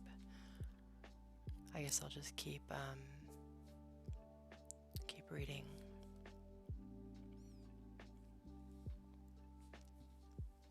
How do you get used to the notion of being a passerby on this earth? Ordinary humans do not have to get used to that.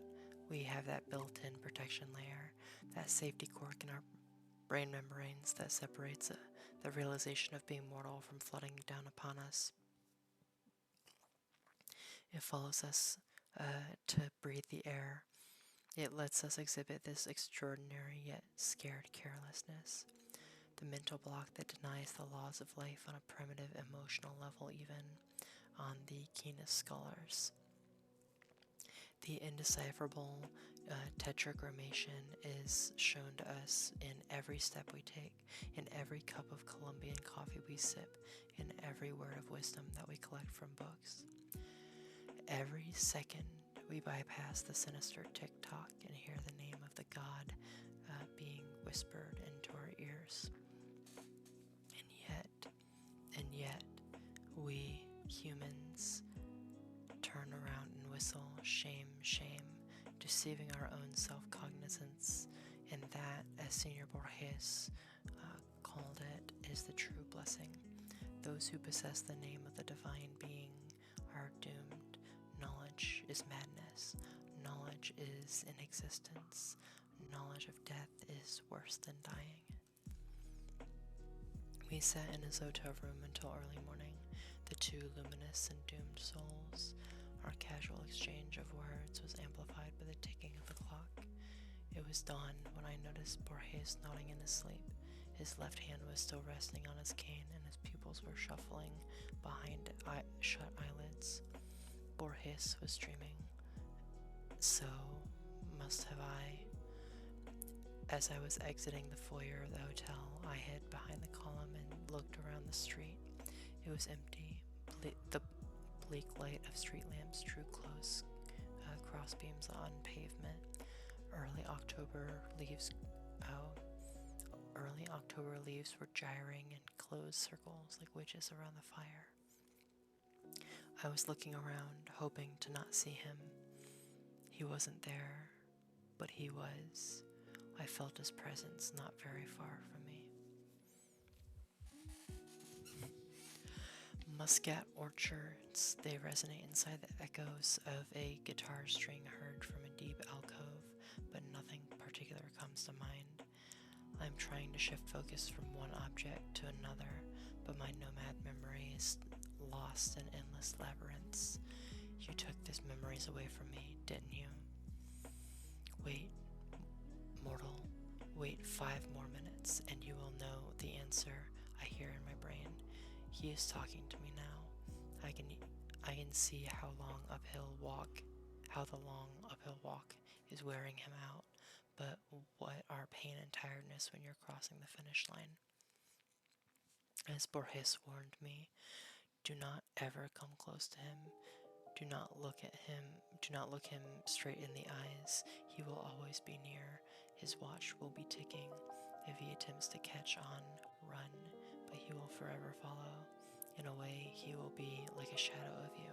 And I ran, and he wandered. I evaded, and he followed.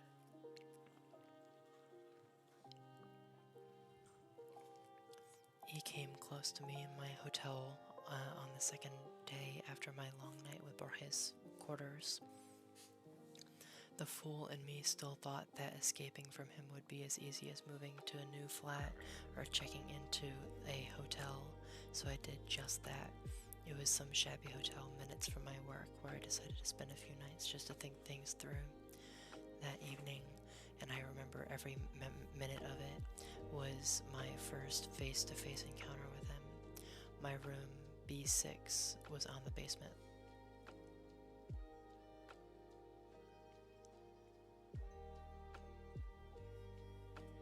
Okay, looks like ads are currently,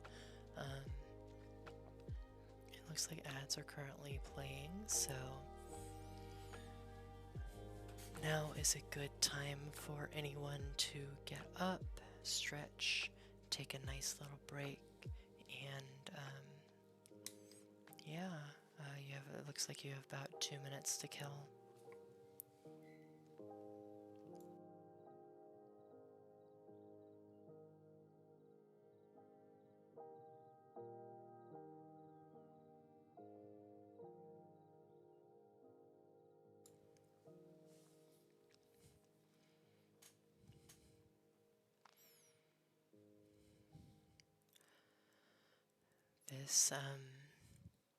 This story is long as a doozy, but I think we really are coming towards the end. If there's anyone that is here that is,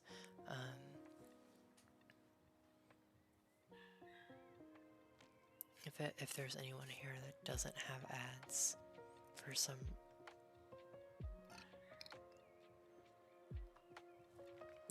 one reason or another, I just want to say thank you for stopping in, and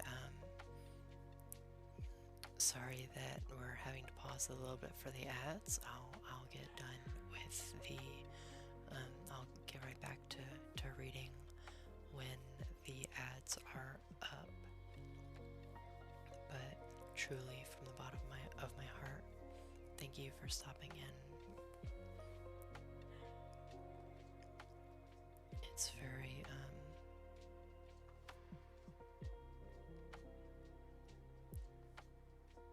it is very it makes me very happy to know that I have people that will support me. So, and it looks like ad breaks are almost done. Okay, ad breaks have ended. Thank you, Twitch. Okay.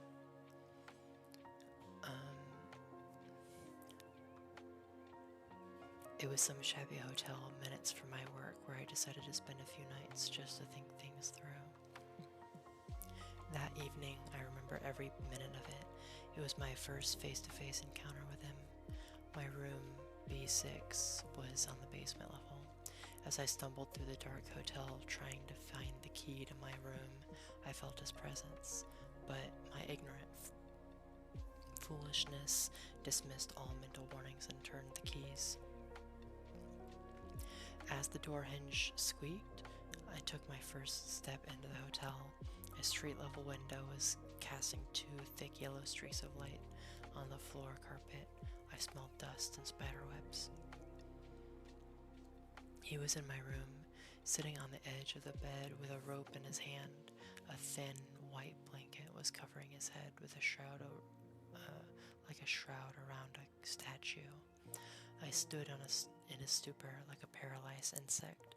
An avalanche of sweat gushed from every pore of my body. With hand twisted behind my back, I was feverishly trying to twist the doorknob.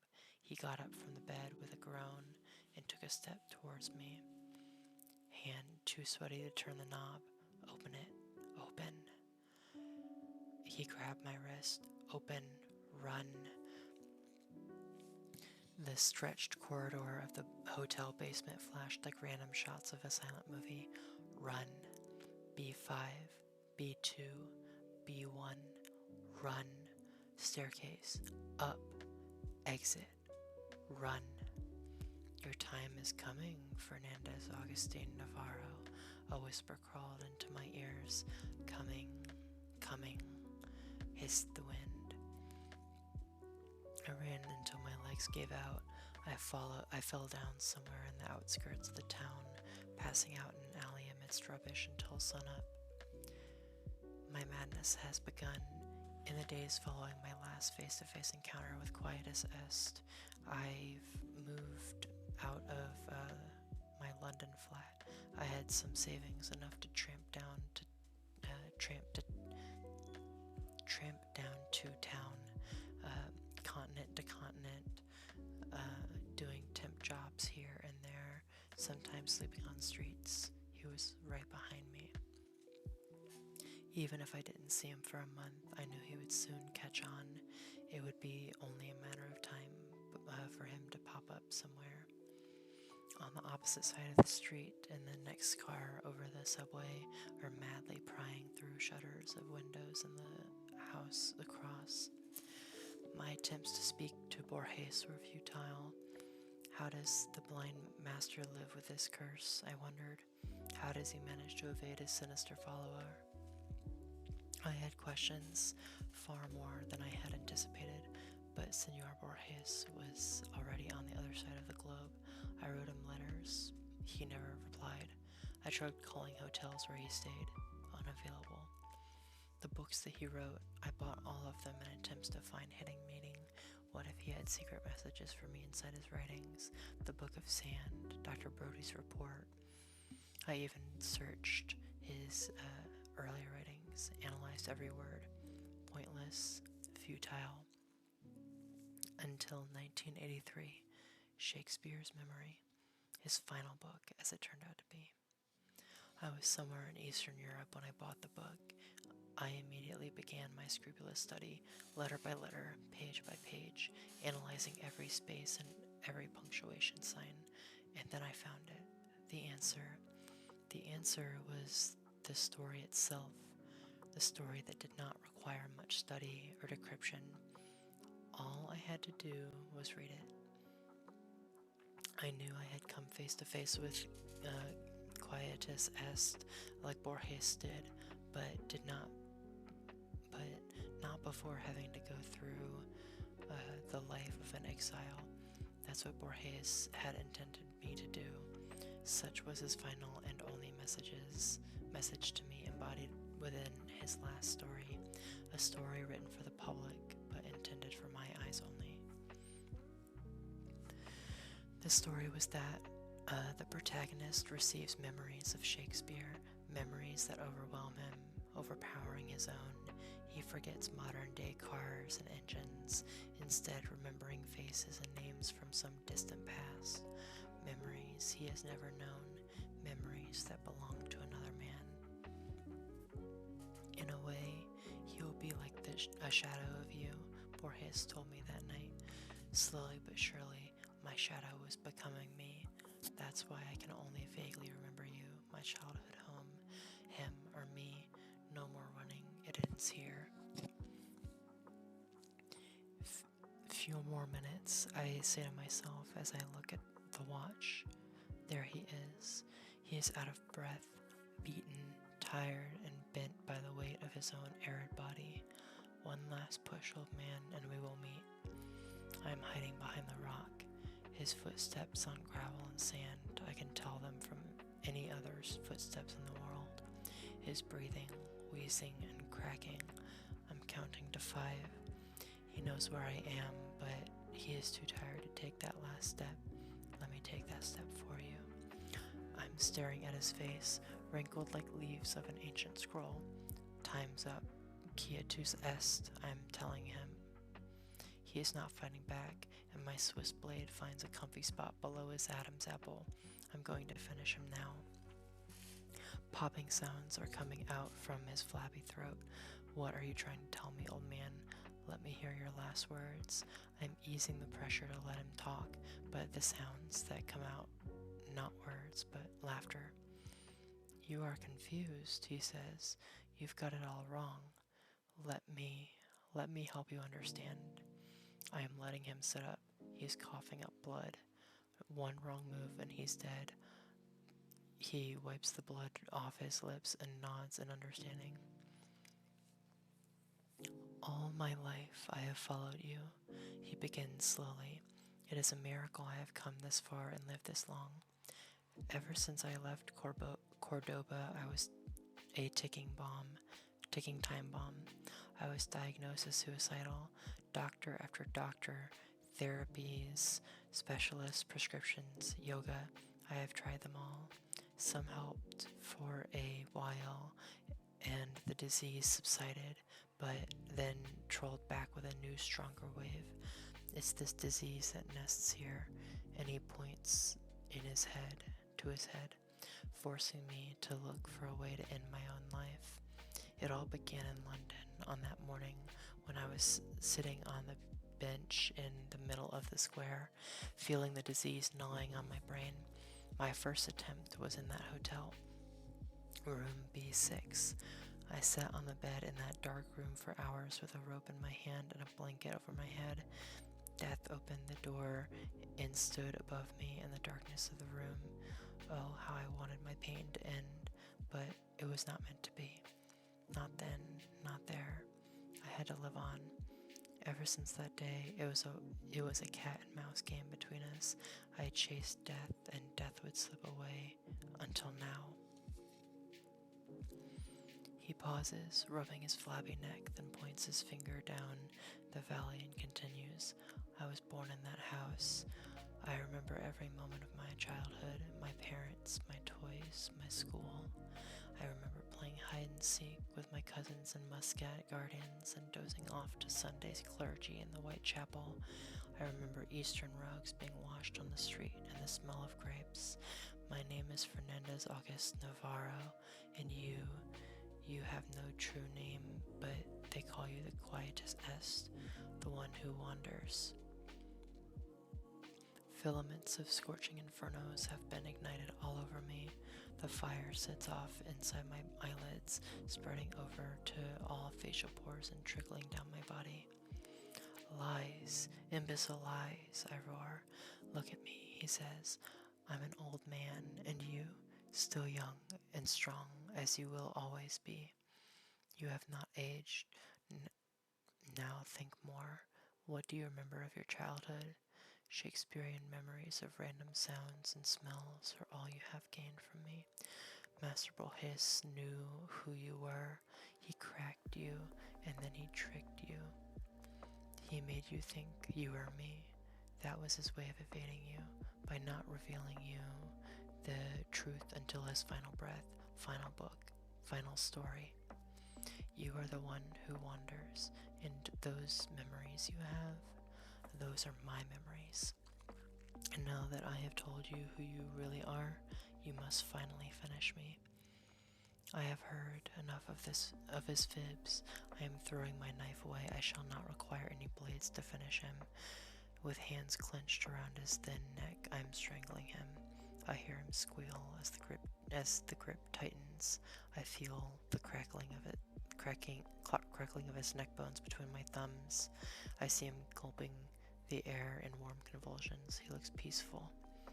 I sit on his chest and watch his last breath picked up by the wind, carried down the valley to the gardens, passing by the Whitechapel and the house where he grew up. The scorching wind of Andalusia is pouring sunlight onto his face, toying with eyelashes, pounding on cheeks and gyring through his hair. He must have missed the smell of the valley and ripening softness of muscat fluff glistening in the air. I am rewinding my wristwatch and walking downhill along the wavy trail, my thumbs still sore from killing. I am taking small steps sideways. Once I reach El Jardinito Road, I will hop on the first bus, and from there I will travel west or north. Destination will never matter. Anywhere is where the road takes me, the one who wanders. That was a twist. I was not expecting that to happen. I was not expecting the protagonist to be Quietus S.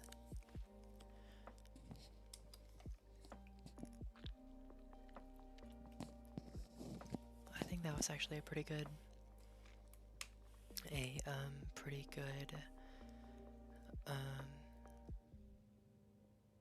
story. Wow, this stream lasted a lot longer than I was expecting it to. Dang, yeah, I know, right? Creepypasta.com is really good. I've I've really enjoyed all of the stories that I've read on it. Good story. Glad you liked it. I think that's gonna be it for me tonight. But I do want to say thank you for everyone who is here. Thank you everyone for coming and for everyone who stopped in. Um, I hope you all have good fortune in the future.